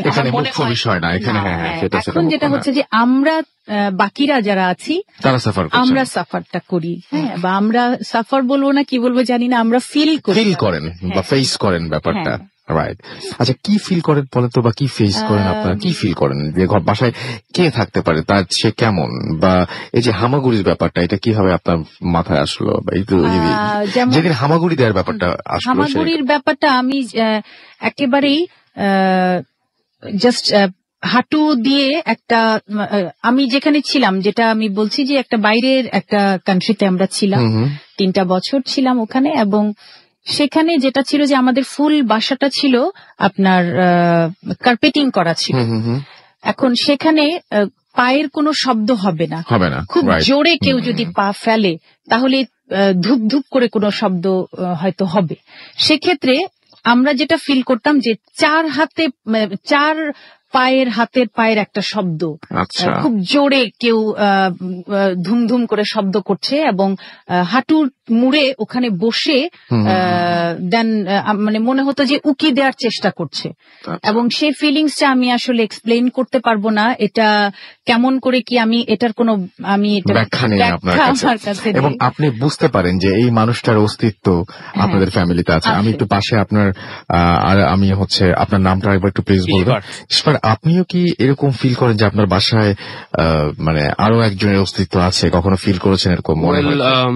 বাসায় যেমন এই যে হাঁটাহাঁটির যে আওয়াজগুলো বলছে, এই আওয়াজ আমি শুনতাম, অনেকদিনই শুনতাম, বাট অ্যাজ আমি কখনো ইউজুয়ালি জিনিসটাকে অতটা পাত্তা দিতাম না বা বিলিভ করতে চেতাম না, টু বি অনেস্ট। এই জন্য ইউজুয়ালি আমি হ্যালুসিনেশন বা কোনো এক্সপ্রেশন দিয়ে কাটিয়ে দিতাম। বাট কিছু কিছু যেমন কাহিনী যেগুলা আমার সাথে একটু বেশি সিরিয়াস যখন মনে হয়েছে, তখন আসলে এটা আমি যখন নিজেই এক্সপ্লেন করতে পারিনি, তখন আসলে বিশ্বাস করা ছাড়া উপায় ছিল না। যেমন আমার এরকম কুয়েতে আমরা যখন ছিলাম আর কি 3 বছর, তো আমার পরীক্ষা তখন চলছে। তো রাত্রেবেলা যেহেতু দাওয়াত, ফ্যামিলির দাওয়াত জন্য সবাই দাওয়াতে বাইরে, আমি আমার মতন বাসার সব লাইটস অফ করে আমার রুমে পড়ছি। তো আমার রুমে ঢুকার দরজাটা ছিল হচ্ছে গিয়ে যে আমার যে পড়ার টেবিল তার একটু পিছেই হাতের ডান দিকে। তো আমি আমার মতন পড়ছি টেবিলে, এবং point to be noted is that আমার দরজা যখন খুলতো, আমার দরজাটা একটু অয়েলিং প্রবলেম ছিল জন্য অনেক আওয়াজ হতো, শব্দ করতো, এবং রুমে বাতাস বা অন্য কিছু আসার কোনো সিস্টেম ছিল না। It was completely sealed off, central air condition থাকার কারণে it was sealed off. So আমি আমার মতন পড়ছিলাম ওই দিন। That was the first encounter যখন আমি অ্যাকচুয়ালি জিনিসটা ফিল করেছি যে আমি আমার মতন পড়ছি। হঠাৎ বিকট আওয়াজ করে আমার দরজা খুলে গেল, যেটা বন্ধ ছিল, দরজা খুলে গেল, এবং এটা একদম ক্লোজ রুমের দরজা হঠাৎ খুলে গেল। খুলে যাওয়ার পরের থেকে অ্যাজ ইফ আমার ঠিক রাইট বিসাইড মি যদি কেউ দাঁড়িয়ে থাকে, অবশ্যই আমি একটা প্রেজেন্স ফিল করতে পারবো। ফিল করলাম কেউ একজন দাঁড়িয়ে আছে আমার ঠিক পাশেই, পিছন সাইডে দাঁড়ানো। তো আমি যেহেতু আমি ট্রাই করছি যে এটা যাতে আমি না ফোকাস করি, আমি আমার কাজ করার চেষ্টা করছি, কিন্তু এতটাই বেশি প্রেজেন্সটা বোঝা যাচ্ছিল যে আমি পড়া বন্ধ করে পরে পিছিয়ে তাকাতে বাধ্য হলাম। এন্ড যখনই তাকালাম, আমি তাকানোর সাথে সাথে এমটি একটা feeling, pin drop silent, empty একটা ফিলিং, কোনো আওয়াজ নাই, শব্দ নাই, কোনো কিছু বোঝা যাচ্ছে না। তো আমি কিছুক্ষণ ওয়েট করে আবার আমি আমার পড়ায় ব্যাক করলাম। মনে করছি মনের ভুল হয়তো হবে, দরজা হয়তো এমনি খোলাই ছিল, আমি হয়তো বুঝিনি। বাট অ্যাজ সুন অ্যাজ আমি আবার পড়া শুরু করলাম, আমার দরজাটা আবার একা একা বন্ধ হয়ে যায়, ওই আওয়াজ করে বন্ধ হয়ে যায়। তখন আমি একটু ভয় পাই আর কি আসলে। আচ্ছা, আমার এইখানে আমি ইন্টারাপ্ট করি, সেটা হচ্ছে যে আপনারা 3 জন, আপনারা বলছিলেন যে কেউ কাউকে এরকম ভাবে বলতেন না যে আপনারা ভয় পাচ্ছেন। একটা পর্যায়ে এসে আপনারা জানেন যে হ্যাঁ 3 জনই দেখেন। এখন প্রশ্ন হচ্ছে 3 জনই কি আসলে, দুটো মাইকি অন করা আছে তো না, 3 জনই কি আসলে একই জিনিস দেখেন নাকি 3 জন 3 রকম জিনিস দেখেন? মোস্টলি আমরা 3 জন একই জিনিসই, আমাদের সবই একই রকমই এক্সপিরিয়েন্সেস হয়, মোস্টলি একই ব্যাপারই দেখি, একটু এদিক ওদিক হয়তো কাহিনী, বাট যে অকারেন্স গুলো হচ্ছে সিমিলার। 3 জনই দেখেছি, বাট ইউজুয়ালি আমরা শেয়ার করতাম না, কারণ যেহেতু একা একা দেখছি মনে করতাম হ্যালুসিনেশন অর সামথিং, এগুলো বলে আমরা বলতাম না। বিকজ আমি বলতাম না কারণ আমি ভাবতাম বাচ্চারা ভয় পাবে, এটা আমি আর কি বলবো, কারণ আমি তো অনেকদিন আগে থেকেই এটা একটু একটু ফেস করছি। তো এটা বলে ওদেরকে আমি শুধু শুধু ভয় পাওয়াতে চান নাই আপনি। হ্যাঁ, সেটাই। আর বাচ্চারা কেন বলতো না, ওরা হয়তো ভাবতো যে মাম্মা বিলিভ করবে না। হ্যাঁ, আপনারা বন্ধুদের সাথে কোনদিন মনে হয় শেয়ার করেন এগুলো? না, আসলে শেয়ার না করার আসল কারণ হচ্ছে গিয়ে মনে করতাম বিশ্বাস করবে না, হয়তো হ্যালুসিনেশন, মজা। বাবা কিছু দেখেন কি আপনাদের বাসায়?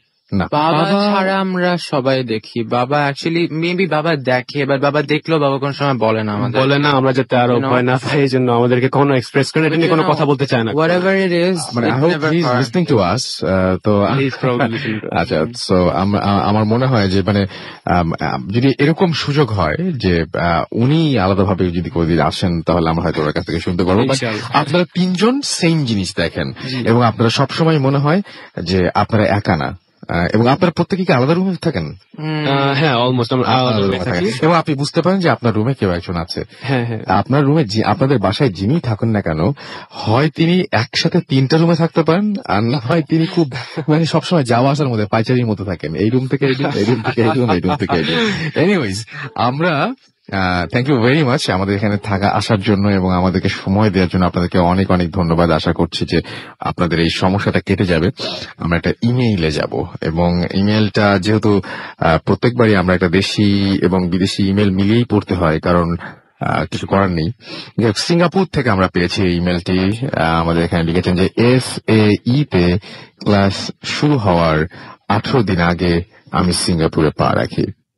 ডর্মে সিট পাই, কিন্তু ডর্ম বলতে গেলে পুরো খালি।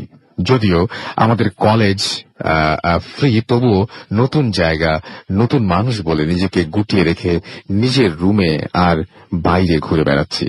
4-5 দিন এভাবে কাটলো।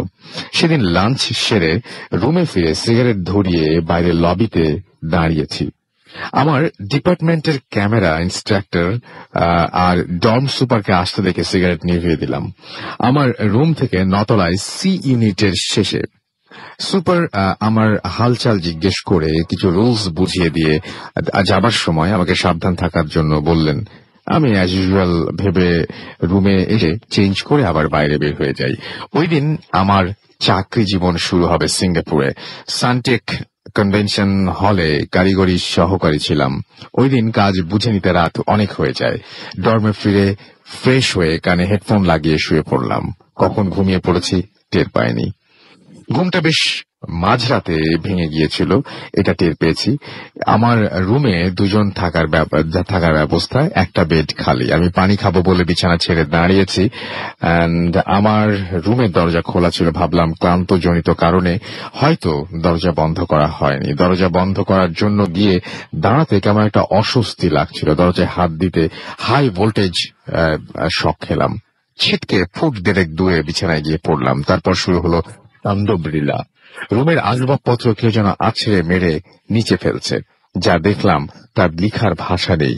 আমার পাশের বিছানাপত্র মনে হলো কোনো ধারালো কিছু দিয়ে ছেঁড়া হচ্ছে, কেউ একজন ছিঁড়ছে। আমি তাকে দেখছি কিন্তু ঝাপসা, মনে হলো কালো রং, পশু জাতীয় কিছু একটা হবে, আবার পশু নয়। আমার স্পষ্ট মনে আছে আমি আলো নিভাইনি। এখন আলো নেই রুমে। বাইরে চাঁদের আলোতে যা বোঝা যায় ওইটুকুই। আমি চুপ করে ব্যাপারটা দেখছিলাম। আমি জানি এখন চিৎকার করে লাভ নেই, কারণ এই ইউনিটে আমি একা রয়েছি। আমার চিৎকার অন্য ঘর বা ইউনিটে যাবে না। প্রায় 1 ঘন্টা পর তাণ্ডবলীলা থামে। আমার রুমে আমি নিজেই আমার রুম চিনতে পারছিলাম না। এক ছুটে ফ্লোর সুপারভাইজারের রুমে গিয়ে আমি তাকে ডেকে তুলি এবং তিনি আমাকে নিয়ে আমার রুমে আসলেন। আমি অনেক বেশি এটা কিসের তাণ্ডবলীলা ছিল, রুম কিসে আমি থান্ডার্ড হয়ে যাই যে কিসের তাণ্ডবলীলা। রুম যেমন ছিল তেমনই আছে। তাহলে মাঝখানে যে ঘটনাগুলো, সেই ঘটনাগুলো কি জন্য ঘটলো, কেন ঘটলো? কেউ যদি বলেন যে এটা হ্যালুসিনেশন, কেউ যদি বলেন যে না এটা অন্য কোনো কারণে হয়েছে, আগে কখনো হয়নি, সেদিন কেন হলো এবং কেন ঘটেছিল সেই ঘটনাটা, এইটার কোনো ব্যাখ্যা যদি আপনাদের থাকে অবশ্যই আমাদের জানিয়ে দেবেন। আমরা আরো একবার জানিয়ে দিই যে এই মুহূর্তে আমি আছি ঢাকায় এবং আগামী সপ্তাহে আমরা পুরো টিম আসছি খুলনায়। আপনাদের সাথে কথা হবে। আপনারা যারা ক্লাব মেম্বার হতে চান তাদের সাথে কথা হবে, আমাদের যে হরর ক্লাব মেম্বার তাদের সাথে কথা হবে, যারা ঘটনা পাঠাতে চান তাদের সাথে কথা হবে। আমরা এখন একটা ছোট্ট বিরতিতে যাব, বিরতির পরে আবারও ফিরে আসবো। সেই পর্যন্ত আশা করছি আমাদের সঙ্গেই থাকবেন। স্টে টিউন টু রেডিও ফুর্তি and don't stop the ফুর্তি। Bhoot FM, the night comes alive with Ramin.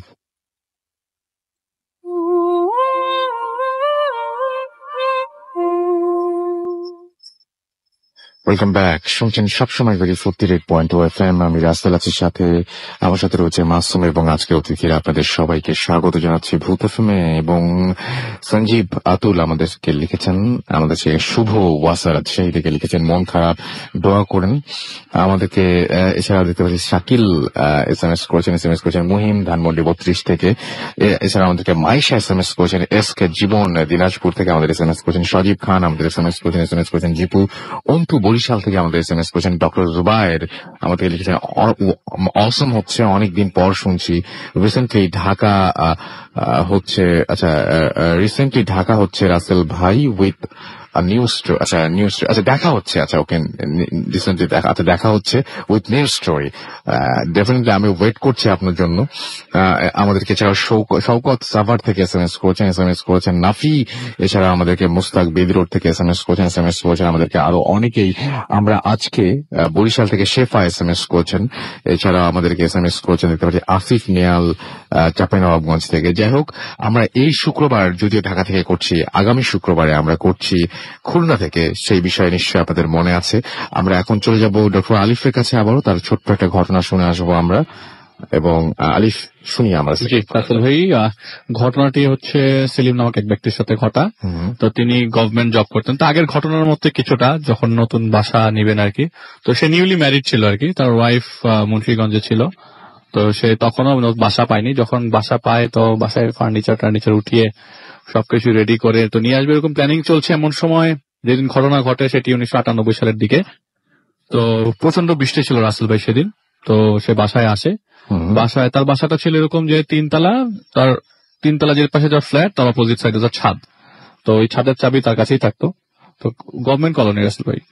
তো তিনি ঘরের দরজা খুলতে যাবে, প্রচন্ড বৃষ্টি রাসেল ভাই, সময় রাত 8-9 বাজে। তো ঘরের দরজা খুলতে যাবে, এমন সময় তার কাছে মনে হলো ঘরের ভেতরে কেউ আছে। কেউ না, অনেক মানুষ আছে। এমন মনে হচ্ছে যে দরজা খুললেই তো ডাইনিং স্পেস, তো মনে হচ্ছে যে ডাইনিং টেবিলের দিকেই মনে কেউ আছে আর কি। তার এরকম ফিল করছে যে না, আমার বাসা ভর্তি মানুষ, কিন্তু সে থাকে ওই বাসায় মাত্র একা। তো সে বৃষ্টি পড়ছিল, তো সে মনে করছে এটা নর্মাল কিছু একটা, হয়তো নিচের ফ্ল্যাটের বা কিছু একটা হতে পারে। আচ্ছা, দরজা খুলে রুমের ভেতরে ঢুকার পরে দেখে যে তার পুরো ফ্ল্যাটের লাইট জ্বলছে, সব লাইট অন করা, এবং রান্নাঘরে চুলা জ্বলছে। সবচেয়ে আশ্চর্যজনক জিনিস হচ্ছে, সে প্রথমবার নিজের মনকে সান্ত্বনা দিল যে হয়তো আমারই ভুল ছিল, আমি হয়তো বা সব লাইট জ্বালিয়ে চলে গেছি সকালবেলা অফিসে। তো আশ্চর্যজনক জিনিস হচ্ছে রাসেল ভাই, তার ডাইনিং স্পেসের যে ডাইনিং টেবিলটা সেটা অন্য জায়গায় ছিল। যে জায়গায় রেখেছিল উনি, সে জায়গায় না, অন্য জায়গায় তিনি পেয়েছে, একটু সামনে পেয়েছে। তো তিনি তার নিজের ভুল ধরে জিনিসটা প্রথম দিন কাটিয়ে যান আর কি। এরপর থেকে 2-1 দিনে কোনো প্রবলেম হয় নাই। তো আপনার ওনার কাছে সবচেয়ে আশ্চর্যজনক জিনিস লাগে যে এই বাসায় তো তিনি ছাড়া কেউ ঢোকে নাই। তিনি তোমার বাসাতে ওই ফ্ল্যাটের কেয়ারটেকার একমাত্র এসেছিল ফার্নিচার উঠানোর সময়। তো এই বাসায় এরকম কেন ফিল হলো? তো সে নর্মাল ডে স্টার্ট করে দেয় আর কি। 3-4 দিন পরে তার ঘুম ভাঙে রাতের বেলা। তো ঘুম ভাঙার পর ওয়াশরুমে যাবে। তো ওয়াশরুমে যাওয়ার সময় তিনি লক্ষ্য করেন, একটাই বাথরুম তো ওই ফ্ল্যাটে। তো ওয়াশরুমে যাওয়ার সময় তিনি লক্ষ্য করেন যে তার রান্নাঘর থেকে কিছু সাউন্ড আসছে, কুটুর সাউন্ড আসছে। কেউ জানি কিছু একটা কেউ রান্না করছে, রান্না করে।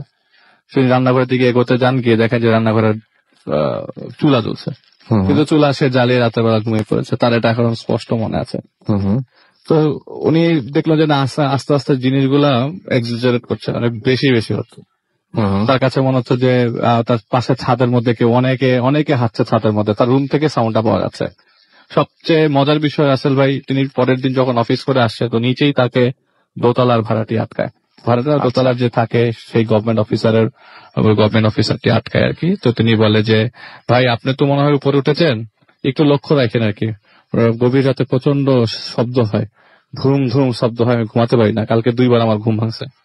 তার কাছে আরো বেশি আশ্চর্য লাগতে শুরু করে। ঘরে বাসায় থাকি মাত্র আমি একা, সকালবেলা অফিসে চলে যাই, রাত্রে 9টার দিকে আসি, রান্না বান্না করে খাই দিয়ে ঘুমাই যাই। আমি এখনো এখানে বউ নিয়ে আসিনি, তো শব্দ আসবে কোথার থেকে? তার কাছে খুব আশ্চর্য লাগতে থাকে আস্তে আস্তে। বাসাটি কোন এরিয়াতে রাস্তা ভাই শেয়ার করলাম না।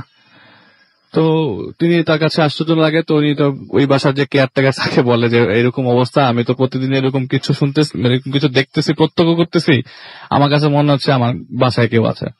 তো তিনি বলে ভাই, এটা নর্মাল, এটা কোনো সমস্যাই না, আপনি ভাবিকে নিয়ে আসেন, আপনার সমস্যা সব সমাধান হয়ে যাবে। বাসায় একা থাকেন তো হয়তো বা মনের ভুল হতে পারে। তো সে তা ঠিক 15 থেকে 20 দিন পর, এর মধ্যে কিন্তু রাসেল ভাই এইসব অবনর্মাল জিনিসপত্র কিন্তু জারি। তার কাছে যখনই বাসায় আসে তখনই তার কাছে মনে হয় বাসায় কেউ আছে। তার কাছে মনে হয় যে এই বাসায় কোন একটা ফ্যামিলি থাকে, আমি থাকি না, অন্য একটা ফ্যামিলি থাকে, তাই এটা তার কাছে মনে হচ্ছে। আচ্ছা, তো সে তার 20 থেকে 25 দিন পর তার ওয়াইফকে নিয়ে আসে বাসায়। তো ওয়াইফের সাথে ওয়াইফের 2 ভাইও আসে। সবচেয়ে মজার বিষয় ওয়াইফের ভাইগুলা সবার আগে এই জিনিসগুলা দেখা শুরু করে। মানে উনি এতদিন ধরে সামনে আসার কোনো কিছু শুরু করছে না, কিন্তু ওয়াইফের ভাইরা জিনিসটা প্রত্যক্ষ করে। তারা পাশের রুমে ছিল, তো যে ছোটটা রুনান, ওর নাম রুনান, তো সে আর কি ঘুম ভেঙে রান্নাঘরের দিকে যায়। ঠিক একইভাবে যেভাবে তিনি আগেবার ফলো করেছিলেন, তার কাছে মনে হচ্ছে রান্নাঘরে কেউ আছে, ছেলেটার কাছে। তো দেখে একটু কি মেরে দেখে রান্নাঘরে চুলা ধরছে, জ্বলছে, আর কেউ একজন রান্না করছে রান্নাঘরে। কিন্তু তার কাছে মনে হয় রাত্রে 2টার দিকে রান্নাঘরে তো কারো থাকার কথা না। ছেলেটার বয়স 15-16 হবে আর কি। তো সে ভয়ে রুমে চলে যায় এবং এই কথাটা কাউকে শেয়ার করে না। ঠিক পরের দিন পুরা বাথরুমের আপনার কল ফেটে পানি দিয়ে ভেসে গেছে পুরা বাসা, এবং সেটা অবশ্যই মানে সেটা হয়েছেও গভীর রাতে। সবার ঘুমের অজান্ত, সবাই ঘুমতে করে দেখে পুরা বাসার ফ্লোরে পানি, এবং পানি ঝরঝরায় পানি পড়তেছে, নিচে থেকে কেয়ারটেকার উঠে আসছে, বাসার কি হয়েছে। তো এইসব জিনিস অ্যাকুমুলেট করার পর ওই ওনার যে দুই ওয়াইফের 2 ভাই, ওরা ওই বাসা ছেড়ে চলে যায়। এবং সবশেষে যেটা হয় আর কি, রাসেল ভাই, ওনার 2জন হাজবেন্ড ওয়াইফ যখন ছিল, এখন ওরা 2জন একাই বাসায়। ওই ভাইরা যাওয়ার ঠিক 4 থেকে 5 দিন পর রাতের বেলা আমার ওয়াইফ, খুব বেশি রাতও না, 12টা 1টার দিকে, তো যেহেতু গভর্নমেন্ট অফিসার, সে আগেই বাসায় এসে 10টা 10:30 মধ্যে ঘুমিয়ে পড়ে। তার ওয়াইফও তাই, তো রাতের বেলা ঘুম ভাঙে 1টার দিকে, 12টা 1টার দিকে, তার এক্সাক্ট টাইমটা তার মনে নাই। সে ঘুম ভেঙে ড্রয়িং রুমে মানে লাইট জ্বালিয়ে বাথরুমে যাবে, একটাই বাথরুম ওই ফ্লোরে। তো ড্রয়িং রুমের লাইট জ্বালাতেই দেখে যে ড্রয়িং রুমের মধ্যে কয়েকজন মানুষ বসে আছে সোফার উপরে, ডাইনিং স্পেসে অনেকে খেতে বসেছে। দেখার পরে তিনি বলে যে এই বাসায় আর থাকা সম্ভব না। তার হাজবেন্ডকে ওই মুহূর্তেই তিনি জানায়, এবং ওই জানানোর পরে যে আমরা এই বাসায় থাকতে পারবো না, আমার পক্ষে থাকা পসিবল না। রাইট, তোমার যদি ওনার একটু ফিনান্সিয়াল প্রবলেম আছে, তোমাদের সমস্যা হয়, তুমি পারলে আমাকে মুন্সিগঞ্জ রেখে আসো, কিন্তু আমি এখানে থাকবো না। তো পরে উনি ডিসিশন নিয়ে ওনার ওয়াইফকে মুন্সিগঞ্জ রেখে এসে পরে একটা মেসে উঠে যায়। এইটাই ছিল রাসেল ভাই। Thank you very much. আসলে খুবই অনেক অদ্ভুত ঘটনা, এবং আমি জানি না যে আপনার সাথে যদি এরকম ঘটনা ঘটে তাহলে আপনি কি করবেন, জানিয়ে দিতে পারেন আমাদেরকে। আমি দেখতে পাচ্ছি যে আল রাজি রিটার্নস চমৎকার একটা কথা লিখেছেন। আপনারা সবাই ফেসবুকে গিয়ে আমাদের পেজে গিয়ে লিখতে পারেন, এবং তারা অনেক রিপ্লাইও আছে, দেখতে পারেন সেটা।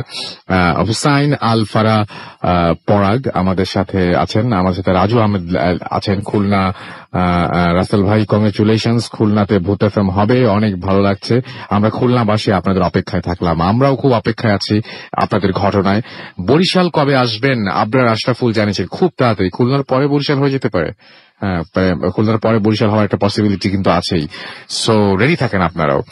এছাড়াও দেখতে পাচ্ছি আমাদেরকে এখানে লিখছেন রেডিও ফুর্তির এই প্রোগ্রামটা।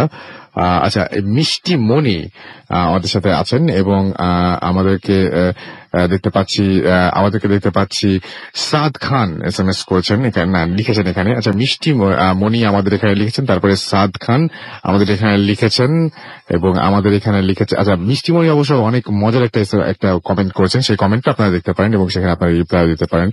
এবং অনেক কমেন্টই আমাদের যে কমেন্টগুলো আছে, সেই কমেন্ট কোনো কমেন্টে আমরা নিজেদের তুলে ধরতে পারি, কোনো কমেন্টে আমরা নিজেদেরকে বিজ্ঞ করে তুলে ধরতে পারি, কোনো কমেন্টে আমরা নিজেকে মানে বেশ স্মার্ট করে তুলে ধরতে পারি।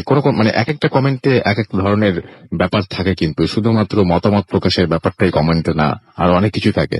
আচ্ছা, আমাদেরকে রাসেল ভাই, আমি একজন প্রবাসী, বুঝ বালক লিখেছেন। আচ্ছা, অবুঝ নাম শুনেছি, এটা হচ্ছে বুঝ বালক, উনি লিখেছেন বুঝ বালক। ওকে, থ্যাংক ইউ সো মাচ, আপনি আমাদের সাথে আছেন যে এই জন্য অনেক ভালো লাগছে আমাদেরকে। মালিহা নবী আমাদের সাথে লিখেছেন, এবং আমাদেরকে বলছে যে আজকে দেখি ঢাকার ভূত কেমন লাগলো সেটা অবশ্যই আমাদের জানাবেন, এবং ঢাকার যে ঘটনা, সেই ঘটনা এবং বাইরের ঘটনা সবকিছু মিলে তো আমাদের একটা এপিসোড আমাদের করার ইচ্ছা আছে। সুতরাং অবশ্যই জানিয়ে দিন যে কোন ঘটনাগুলো আপনাদের বেশি ভালো লেগেছে। আমরা চলে যাব আবারও বাবু ভাইয়ের কাছে, একটা ছোট্ট ঘটনা শুনে আসবো, আমাদের হাতে সময় খুবই কম, ছোট ছোট করে কিছু ঘটনা শুনে আসি আমরা। থ্যাংক ইউ রাসেল ভাই। এই কাহিনীটা মোহাম্মদপুরের কাহিনী। আচ্ছা, তারা একটা কথা বলি যে যারা যশোর থেকে খুলনায় অ্যাটেন্ড করতে পারবেন তারাও কিন্তু ইনভাইট করতে পারবো আমরা, খুব কাছাকাছি ডিস্টেন্স। সুতরাং যশোরবাসীরা আপনারাও কিন্তু চাইলে আমাদের কাছে এসে আমাদের ঘটনা শেয়ার করতে পারেন, এবং চাইলে আপনারা খুলনায় এসে আপনাদের স্টোরি শেয়ার করতে পারেন, সেটা আপনাদের উপরে। ওকে রাসেল ভাই, থ্যাংক ইউ। এই কাহিনীটা মোহাম্মদপুরের কাহিনী। মোহাম্মদপুর বেশ বড় একটা এলাকা এবং বেশ অনেক হন্টেড জায়গা এখানে আছে। তো আমি যেটা বলবো এটা খুবই মানে আমার খুব কাছাকাছি, এবং এর জন্য আমি কিছু শব্দ নাম ইউজ করবো, কারণ নামটা বললে অনেকে বাড়িটাই চিনে ফেলবেন। হ্যাঁ, এবং বাড়িটার বিশেষত্ব হচ্ছে বাড়িটা পাকিস্তান আমলে বা তারও আগে করা, বেশ পুরনো, এখনো সেম শেপেই আছে বাসা, তার আশেপাশে অনেক দালান উঠে গেছে। তো বাসাটার মধ্যে যেটা হয় যে প্রথম যখন ওই বাসায় মানুষ আসে তখন মানে আমরা খুব ছোট, কিন্তু ওই বাসার নিচতলাটা আমি আমি আমি ছোটকালে দেখেছি অ্যাবান্ডেন্ট, কেউ থাকতো না। তো যেহেতু গভর্নমেন্ট বিল্ডিং, এক সময় মানুষ আসে ওখানে, আসার পর নিচতলাটা খোলা হয়। তো ওখানে পাকিস্তান আর্মি এবং রাজাকার বাহিনীরা ওখানে ছিল আর কি এক সময়। তো সেখানে তারা ওই আপনার বাসার হাউসের তল থেকে প্রায় 50-60টা মাথার খুলি পায়, নিচে যে আন্ডারগ্রাউন্ডের ট্যাঙ্কি ছিল, পানির ট্যাঙ্কি, সেটা থেকে। এবং ওই বাসাটার মধ্যে যখন ওঠে তারা প্রথমে অনেক কিছু মানে উদ্ভট জিনিস এক্সপিরিয়েন্স করছে যার নিচতলায় ছিল। যেমন দেখা গেছে আপনার ঘুমিয়ে আছে, রাতের বেলা কান্নার শব্দ শুনতেছে রান্নাঘর থেকে, মানে খুবই ভয়ঙ্কর ব্যাপার স্যাপার। এবং মানে বাতি কেটে যেত বারবার, মানে তখনকার সময় ফিলামেন্ট বাল্ব গুলো শুধু কেটে যেত। যাই হোক, একদিনের কাহিনী বলি, যেহেতু ছোট করে বলতে হবে। এটা ওই বাসার অনেক কাহিনী আছে, এর মধ্যে একটা হচ্ছে ওই বাসার যিনি বড় ছেলে আর কি, ধরেন ওনার নাম আমি XYZ আজাদ বলে দিলাম, মানে নামটা যাতে একটু হাইট থাকে। যাই হোক, উনি একদিন রাতে ঘুমিয়ে আছে, তো ওনার রুমে মনে হচ্ছে যে মানে মানে কেউ নক করতেছে টকটক করে। তো উনি জিজ্ঞেস করে কে, কোনো উত্তর নাই। তো একসময় উনি উঠে এসে দরজা খুলে দেখি কি ওনার বাবা দাঁড়ায় আছে, বেশ একটা ডিস্টেন্সে, ওনার থেকে 2-3 হাত দূরে ওনার বাবা দাঁড়ায় আছে, চেহারাটা দেখা যাচ্ছে না ঠিক মতো। তো উনি জিজ্ঞেস করে আব্বা, তো বাবা কোনো রেসপন্স দেয় না। তো বাবা করে কি ঘুরে হাঁটা শুরু করে। তো উনি ওনার বাবাকে ফলো করা শুরু করে, ফলো করতে করতে যায় করিডোর দিয়ে। বাসাটা ছিল এরকম রাসেল ভাই, চারিপাশে করিডোর, হ্যাঁ, এবং প্রান্তে হচ্ছে বাথরুম, আর মাঝখানে কিন্তু একটা ফাঁকা জায়গা, আকাশের আলো এসে পড়ে আচ্ছা নিচে এরকম। তখন যখন হেঁটে যাচ্ছে কর্নারে বাথরুম, দেখে তার বাবা হেঁটে হেঁটে যাচ্ছে, অন্য রুম গুলো বন্ধ দরজা, এবং হেঁটে হেঁটে ডান দিকে গেল, যে বাথরুমের দিকে হেঁটে চলে গেল বাথরুমের ভিতরে। তো উনি বলতেছে যে আমার বাবা রাতে ডেকে উনি আমাকে ডাকলো, তারপর বাথরুমে চলে গেল। তো উনি বেশ খানিকক্ষণ দাঁড়ায় ছিল রান্নাঘরের সামনে, কি ব্যাপার, আব্বার কি কিছু দরকার বা কি কারণে। তো এক পর্যায়ে দেখে যে কোনো সারা শব্দ নাই। তো উনি তখন ওনার বলতেছে আর কি যে আব্বা আব্বা ডাকতেছে, শোনে না। তো উনি হেঁটে একটু সামনে গেছে, ঝুঁকি দিয়ে দেখে বাথরুমে যাওয়ার যে সামনে যে সিঁড়ি ছিল একটা, মানে উঁচু উঠতে হয়, সিঁড়ির উপর তার বাবা বসে মুখটা 2 হাতে ঢেকে, জাস্ট মুখের নিচের অংশটা, মানে হাসতেছে, কেমন একটা ভেতর থেকে একটা চাকলিং হাসি আর কি আসতেছে। এবং তাকে দেখে একটু মুখ তুলে তাকাইছে, এবং মুখটা এত মানে তার কাছে চোখটা এত ভয়ঙ্কর লাগছে যে ওই যার নাম বললাম, ধরেন ছদ্মনাম আজাদ ভাই, উনি ওখানে ফেইন্ট হয়ে যায়। আচ্ছা, হ্যাঁ, ফেইন্ট হয়ে যায়, মানে তার থাকে না। পরে উনি যখন ওনার হুঁশ ফেরে কিছুক্ষণ পরে, উনি তাকিয়ে দেখে যে কেউ নাই এখানে, মানে পুরো জায়গাটাই ফাঁকা। তো ওই পাশে এরকম অনেক কাহিনী রাসেল ভাই ঘটেছে। আজকে যেহেতু সময় স্বল্প, আমি জাস্ট একটা বললাম আর কি। ওকে, থ্যাংক ইউ সো মাচ। কিন্তু এই ঘটনাটা খুব অদ্ভুত, এবং এই ঘটনা এটা আপনি বলেন যে পাকিস্তান আমলের বাসা, এবং খুব কাছাকাছি, মানে মোহাম্মদপুরের, মানে আমার বাসাতে খুব কাছাকাছি, এবং এই বাসাটা মোটামুটি লোকেশন বললে সবাই জানতে পারবে, সবাই জানবে, এবং নামও ছদ্মনাম বললাম। আচ্ছা, এই বাসাটা এইরকম ঘটার কোনো কারণ কি? ঘটার কারণ হচ্ছে যে অনেক পুরনো বাসা, এবং এটা তো একসময় জানেন যে ওইখানে সব বাসাগুলো ছিল আর কি পাকিস্তান আমলে বেশ পুরনো, ওখানে হাউজিং এর বাসা ছিল, হ্যাঁ, এবং মানে মোহাম্মদপুরে বেশিরভাগ বাসা কিন্তু হাউজিং এর ছিল, এবং পাকিস্তানিদের ছিল, বিহারিদের ছিল, এবং অনেক বাসাগুলোকে পাকিস্তান আর্মি ক্যাম্প করতো, তখন ক্যাম্প করে সেখানে তারা রান্না বাড়া করতো, মানুষকে টর্চার করতো। যেমন বললাম, ওই বাসার নিচতলাটা এমনকি আমি ছোটকালে পর্যন্ত দেখছি তখন পর্যন্ত বদ্ধ ছিল, পরবর্তীতে ওটা খুলে এসে সরকারি একজন, আমি কিন্তু যে বাসাটা মনে হয় আন্দাজ করতে পারছি, বাসাটা ম্যাক্সিমাম সময় ফাঁকা কেমন যেন, হ্যাঁ ফাঁকা এখন রান্না বান্না, হ্যাঁ এরকম আপনি চিনে ফেলেছেন, আমি চিনতে পেরেছি বোধ হয়। হ্যাঁ, আর আরো 2-1টা ঘটনা যদি, মানে একটা ঘটনা যদি বলতেন যে মানে আরো ভয়ঙ্কর এইখানে ঘটে। এখানে এরকম একটা আছে, ওনারই যার কথা বললাম, যে ভাইয়ের কথা, ছদ্মনাম বললাম আজাদ ভাই। আচ্ছা, ধরলাম ওনার ভাইয়ের নাম ধরেন রফিক, ওনার ইমিডিয়েট ছোট ভাই, হ্যাঁ, কারণ ওনাদের নাম বললে চিনলে আবার রাগ করতে পারেন। যাই হোক, উনি একদিন এরকম শুয়ে আছেন, তো উনি প্রায় বলতেন এসে বন্ধুদের যে ওনাকে কেউ মারে রাতের বেলা। আচ্ছা, এবং এটা মানে বন্ধুরা বলতো দুষ্টুমি করতে, তোর বাসায় ব্রুসলির পোস্টার তোকে মারে এর জন্য, হ্যাঁ, but actually that was horrific. উনি যেটা করছে যে একদিন দেখে যে ওনাকে মানে মনে হচ্ছে যে এরকম কেউ ডাকতেছে, মানে সিঁড়ির কাছে দাঁড়ায়। তো উনি জিনিসটা ফিল করে যে কে ডাকতেছে, তো উনি দেখলো যে ওনার খালা ওনাকে ডাকতেছে। বেশ রাত, তখন 1টা-2টা, আপনি বুঝেন যে 80-র দশকে 84-85 সালে, সে সময় কিন্তু ওই টাইমটা মানে বেশ নিস্তব্ধ থাকতো মোহাম্মদপুর। তো যখন ডাকতেছে, এবং বিল্ডিং ও সব 1তলা 2তলা, তো উনি হেঁটে হেঁটে খালার পিছে পিছে যায়, খালা কি, তো খালা কোনো উত্তর দেয় না, উঠে চলে যায় ওনাদের সিঁড়িতে। এবং রাসেল ভাই সিঁড়িটা ছিল এরকম, ওনাদের পুরানো আমলের সিঁড়ি, তো ছাদে উঠলে ছাদের অনেক জায়গায় মানে জ্বলে যাওয়া, রং জ্বালা, বা আপনার শেওলা পড়া, একটা বট গাছ ছিল ট্যাঙ্কির নিচে। তখন দেখে যে হেঁটে যে খালাটা ওই ইসের তলে আপনার ওই ট্যাঙ্কির পাশে দাঁড়ালো। তো উনি যখন হেঁটে কাছাকাছি গেছে, খালা কিন্তু পিছন ফিরেছিল। খালাটা হঠাৎ করে যখন মানে ওনার সামনে মুখটা ঘুরায়, তো উনি নাকি দেখছিল যে ওনার খালার মুখের হাটা প্রায় 4 থেকে 5 ইঞ্চি মুখে হা করে আছে, মানে যেটা মানে আপনার স্বাভাবিক একটা ব্যাসের হা না, এটা কখনো সম্ভব না। এবং এটা দেখে মানে সে ভয়ে ছিটকে বেরো আসছে দৌড় দিয়ে ওখান থেকে, এবং আসার পর নিজের খালাকে হ্যাঁ এরকম একটা সিচুয়েশন। এবং মানে উনি ভয়ে আর ওখানে যেতই না, ছাদে তো আমরাও মানে ওদের ছাদে ভয়ে উঠতাম না কখনো, ছাদের যেসব স্টোরি শুনতাম, আগুন দেখা যায় ছাদের কোনায়, আগুনের দলা পড়ে উপর থেকে, এরকম শুনতাম, আমি নিজেরাই শুনতাম।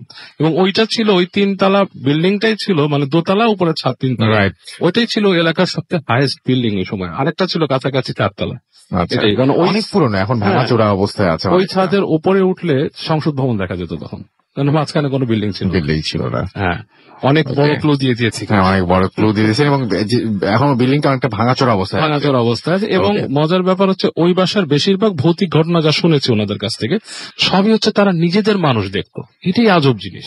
কালকে দেখবেন যে অনেক মানুষ ওই বাসা দেখতে গেছেন এবং খুঁজে বের করবেন ডেফিনেটলি। আমি দেখবো যে অনেকে ইমেল করেছেন। হ্যাঁ সেটাই। থ্যাংক ইউ ভেরি মাচ বাবু ভাই আমাদের সঙ্গে আসার জন্য। আমরা আরো ঘটনায় যাব, তবে তারা কিছু SMS পড়ে। সাদিক আমাদের মালিবাগ থেকে SMS করেছেন এবং তিনি বলছেন যে রাজশাহী এবং ঢাকার ঘটনাগুলো খুব ভালো লেগেছে, যদি গল্পগুলো এক গুচ্ছ করেন তাহলে এই 2 সিটির ঘটনাগুলো একসাথে করতে বলেছেন। সাগর আমাদেরকে SMS করেছেন এবং আমাদেরকে SMS করেছেন বিশ্বজিৎ মন্ডল সাভার থেকে, তারা 12 জন ফ্রেন্ড একসাথে শুনছেন। Thank you. সুমাইয়া এশা নাটোর থেকে শুনছেন। মাইশা আমাদের লিখেন thanks to Bhoot FM for connecting people. আমাদেরকে এছাড়াও ইমরুল লিখেছেন ভাইয়া আমাদের নড়াইলে আসবেন কবে? খুলনায় যাচ্ছি, তো আপনারা চলে আসছেন আমাদের খুলনায়। শাহিদ আমাদেরকে লিখেছেন রংপুর থেকে, রংপুর আসবেন কবে? আমরা তো সব জায়গায় যেতে চাই, তন্ন তন্ন করে প্রত্যেকটা জায়গা দেখতে চাই আমরা। তান্নি আমাদের চিরং থেকে লিখেছেন যে ফার্স্ট ঘটনাটা দারুণ এবং লাইট জ্বালিয়ে তিনি শুনছেন ভয়। ফার্স্ট ঘটনার পর থেকে না? আচ্ছা, প্রথম ঘটনাটা আসলে অনেক অদ্ভুত ছিল, আমার কাছে খুব অদ্ভুত লেগেছে। কবির আমাদের SMS করেছেন জিঞ্জিরা থেকে।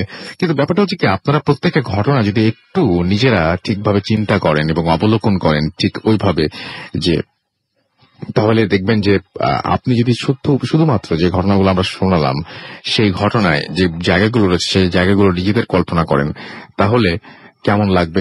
আপনার সবচেয়ে ভয়ের ঘটনাটাও আপনার কাছে যতটা ভয়ঙ্কর অন্যের কাছে খুব স্বাভাবিক লাগতে পারে, কিন্তু আপনি জানেন যে ব্যাপারটা ওই সময় কি ঘটেছিল, কারণ আপনি এটা অনুভব করতে পারেন। সো ফিল করার একটা ব্যাপার আছে। আপনি যখন ঘটনাটা শুনছেন তখন যদি আপনি মনে করেন যে এই বাড়িটাই চারপাশ হয়ে গেছে, তাহলে তো ডেফিনেটলি আপনার কাছেও ভয় লাগবে। এবং আমরা থাকে না যে আমরা মানে বেশি একটু আয়োজন করে নিয়ে গল্প শুনতে বসা, এরকম ভাবেই আমরা ভূত ফিল্মে আপনি যখন শুনবেন তখন একটু আয়োজন করে বসতে হবে, কারণ না হলে তো পুরোটা সময়ই দেখা যাবে যে ঘটনা শুনলেন পুরো মজাটা পেলেন না। আরিফা আমাদের SMS করেছেন, এছাড়া SMS করেছেন অনেক খুলনা থেকে এবং আমাদেরকে SMS করেছেন দেখতে পাচ্ছি FM ফরএভার। আচ্ছা, ওকে। আমাদেরকে এছাড়া দেখতে পাচ্ছি জুয়েল SMS করেছেন সিলেট থেকে এবং ঢাকার প্রোগ্রাম। আচ্ছা, ঢাকার প্রোগ্রাম। আচ্ছা, দিনারের কথা বলছেন, দিনার কোথায়? দিনার খুব ব্যস্ত, তবে আমরা মনে হয় যে খুব তাড়াতাড়ি ঢাকায় নেক্সট যে এপিসোড করবো সেই এপিসোডে ডেফিনেটলি আমরা তাকে খবর পাঠিয়ে দিব এবং চলে আসবে ইনশাল্লাহ। আমাদেরকে সমু পুঠিয়া থেকে SMS করেছেন রাজশাহীর গল্প ভালো ছিল। ওকে। তন্ময় দাস আমাদের SMS করেছেন আরো অনেকে। আপনি যদি SMS করতে চান তাহলে মোবাইলের মেসেজ আপনাকে টাইপ করুন ফুর্তি, FORT ফুর্তি, স্পেস দিয়ে লিখুন আপনার নাম, স্পেস দিয়ে আপনার মেসেজ পাঠিয়ে দিন 9840 নাম্বারে। আর আমাদের ইমেল অ্যাড্রেস হচ্ছে bhutfm@radio40.fm। খুলনায় আমরা যাচ্ছি নেক্সট ফ্রাইডেতে। সো যারা খুলনাবাসী, খুলনায় আছেন, তারা অবশ্যই খুলনায় চলে আসবেন এবং খুলনায় এসে সরাসরি আমাদের ঘটনা শেয়ার করবেন। খুব অল্প সময়ের মধ্যে আপনি ছোট্ট করে আপনার ঘটনা শেয়ার করবেন। তার আগে জানাবেন যে আপনি কোথা থেকে এসেছেন, কি করেন আপনি। হ্যালো, নমস্কার সবাইকে।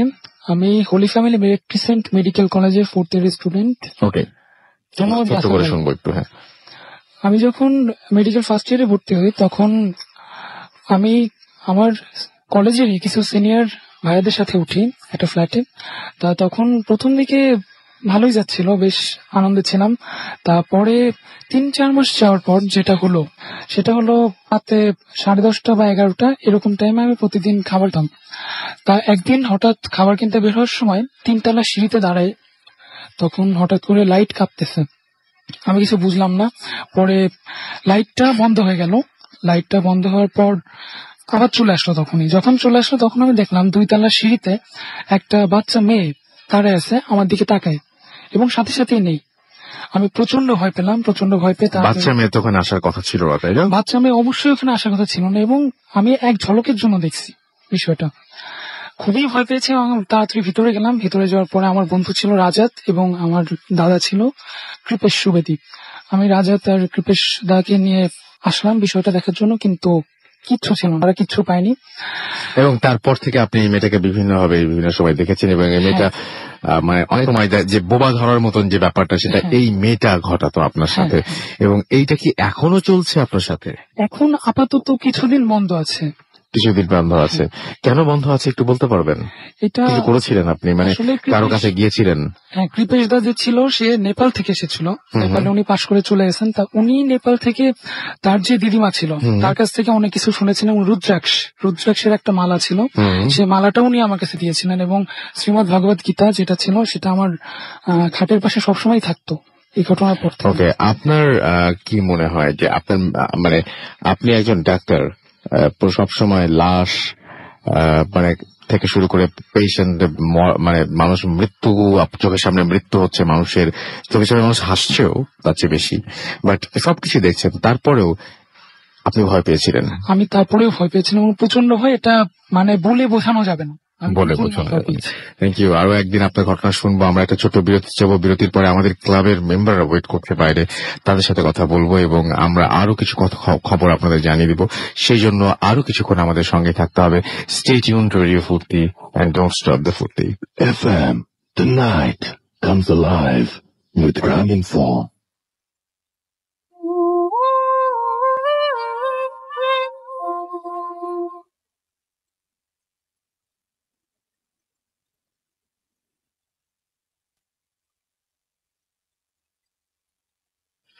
Welcome back. শুনছেন সবসময় রেডিও ফুর্তি 100.2 FM। আমি রাসেল আছি সাথে, আমার সাথে রয়েছে মাসুম এবং আজকের অতিথি, এবং আপনাদের সবাইকে আরো একবার স্বাগত জানাচ্ছি ভূত FM এ। এবং আমাদের সঙ্গে যারা রয়েছেন তাদেরকে একটু আমি পরিচয় করে দিই। তারা আছেন ক্লাব মেম্বার বিভিন্ন। আপনার নামটা একটু প্লিজ বলবেন। আরেকবার বলতে হবে। আমার নাম অভিষেক, ব্র্যাক ইউনিভার্সিটি। আপনার নামটা প্লিজ একটু বলবেন। আমার নাম মোহাম্মদ রাজাত চৌধুরী। আরেকবার বলতে হবে। মোহাম্মদ রাজাত চৌধুরী, আমি হচ্ছি হোলি ফ্যামিলি মেডিকেল কলেজ থেকে। ওকে, আপনি একটু বলবেন আপনার নামটা প্লিজ। আশিক, আমি আসছি হলি ফ্যামিলি। আরেকবার একটু কাছ থেকে বলতে হবে, মাইক্রোফোনের কাছ থেকে বলতে হবে। আমার নাম আশিক, আমি আসছি হলো হলি ফ্যামিলি মেডিকেল কলেজ থেকে। ওকে, সো এই ছিল হচ্ছে আমাদের যারা হরর ক্লাব মেম্বার। এবং আপনাদের কেমন লাগছে এখানে? হ্যাঁ, অনেক ভালো লাগছে। অনেক ভালো লাগছে। ওকে, সো আমাদের বিভিন্ন অ্যাক্টিভিটি থাকবে, যে সমস্ত হরর ক্লাব আপনারা ফর্ম করছেন সেই সমস্ত হরর ক্লাব নিয়ে আমাদের অ্যাক্টিভিটি থাকবে। সামনে হ্যালোউইনে আমাদের বিরাট প্ল্যান রয়েছে, সেই পর্যন্ত আপনাদের একটু অপেক্ষা করতে হবে। এবং তার মাঝখানে আপনারা বিভিন্ন অ্যাক্টিভিটির কথা আমাদের জানিয়ে দিতে পারেন ইমেইলের মাধ্যমে। যে যেমন নেক্সট উইকে হয়তো আপনারা চাইলে কোনো একটা জায়গা থেকে আপনাদের ভূত FM যে শোটা হবে নেক্সট উইকে খুলনায়, আপনারা যারা রাজশাহীর যারা আছেন, যারা এর মধ্যে খুলনায় ফর্ম করে, চিটাগং এ ফর্ম করেছেন, যারা কক্সবাজারে ফর্ম করেছেন, যারা ময়মনসিংহ এ করেছেন, তারা কিন্তু অবশ্যই আমাদের জানিয়ে দিতে পারেন। গত সপ্তাহে আমরা ছিলাম ময়মনসিংহে। আমরা অনেক বেশি আবেগাপ্লুত সেটা নিয়ে, যে আমাদের অনেক ভালো লেগেছে আপনাদের সাথে থাকতে পেরে এবং আপনাদের সাথে একটা এপিসোড করতে পেরে। এবং নেক্সট টাইম আমরা আরো বড়ভাবে ময়মনসিংহে আমাদের প্রোগ্রাম করার ইচ্ছা রয়েছে, আমাদের একটা বড় এপিসোড করার ইচ্ছা আছে। ইনশাআল্লাহ আমরা সেখানে যাবো আবারও। আমাদেরকে দেখতে পাচ্ছি ফুর্তি আহাদ এখানে SMS করেছেন। এবং আমাদেরকে SMS করেছেন দেখতে পাচ্ছি পনির, এছাড়াও অতুল আমাদের SMS করেছেন, সঞ্জীব আমাদের SMS করেছেন, SMS করেছেন খায়রুল, SMS করেছেন আমাদেরকে আমি সহ আরো অনেকে। আচ্ছা, বাইরে মনে একটা ছেলে আছে, আমরা ওদেরকে আমাদের আরো একটা ঘটনা রয়েছে, সেই ঘটনাগুলো আমরা শুনবো এবং সেই ঘটনা শুনে তারপরে আজকের মতো আমার মনে হয় যে আজকের এপিসোডটা আমরা শেষ করব। এবং আপনারা যারা, তারা একটু জানিয়ে দিই আপনারা কিভাবে আমাদের SMS করবেন। SMS করতে হলে মোবাইলের মেসেজ অপশনে গিয়ে টাইপ করুন ফুর্তি, FORTI ফুর্তি, স্পেস দিয়ে লিখুন আপনার নাম, স্পেস দিয়ে আপনার মেসেজ পাঠিয়ে দিন 9840 নাম্বার। যদি আমাদের ইমেল করতে চান, আমাদের ইমেল অ্যাড্রেস হচ্ছে bhutfm@radiofurti.fm, which is BHWTFM@radioforti.fm। আপনার নাম, ঠিকানা এবং ফোন নাম্বার সহ আপনার জীবনে ঘটে যাওয়া বা আপনার জানা সেরা ঘটনা লিখে পাঠিয়ে দিন আমাদের কাছে। ঘটনার শুরুতে অবশ্যই উল্লেখ করুন যে আপনি ঘটনাটি স্টুডিওতে এসে শেয়ার করবেন, নাকি আপনি চান যে আপনার ঘটনা আমরা পড়ে শোনাই।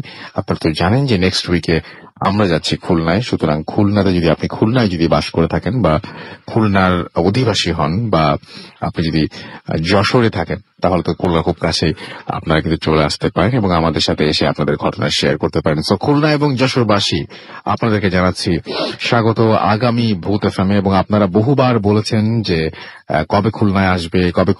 আপনারা বহুবার, আপনাদের কাছ থেকে সবচেয়ে বেশি ঘটনা মনে হয় আপনাদের কাছ থেকে পেয়েছি আমার মনে হয়, কারণ আমি বহুবার দেখেছি যে খুলনা থেকে প্রচুর ঘটনা আমরা পাই। সো আগামী সপ্তাহে আমরা দেখতে চাই যে কত মানুষ আমাদের সঙ্গে আছেন। যাই হোক, আমরা এখন যেটা করব সেটা হচ্ছে যে আমাদের কাছে আপাতত দেখার কোনো ঘটনা নেই, রাইট?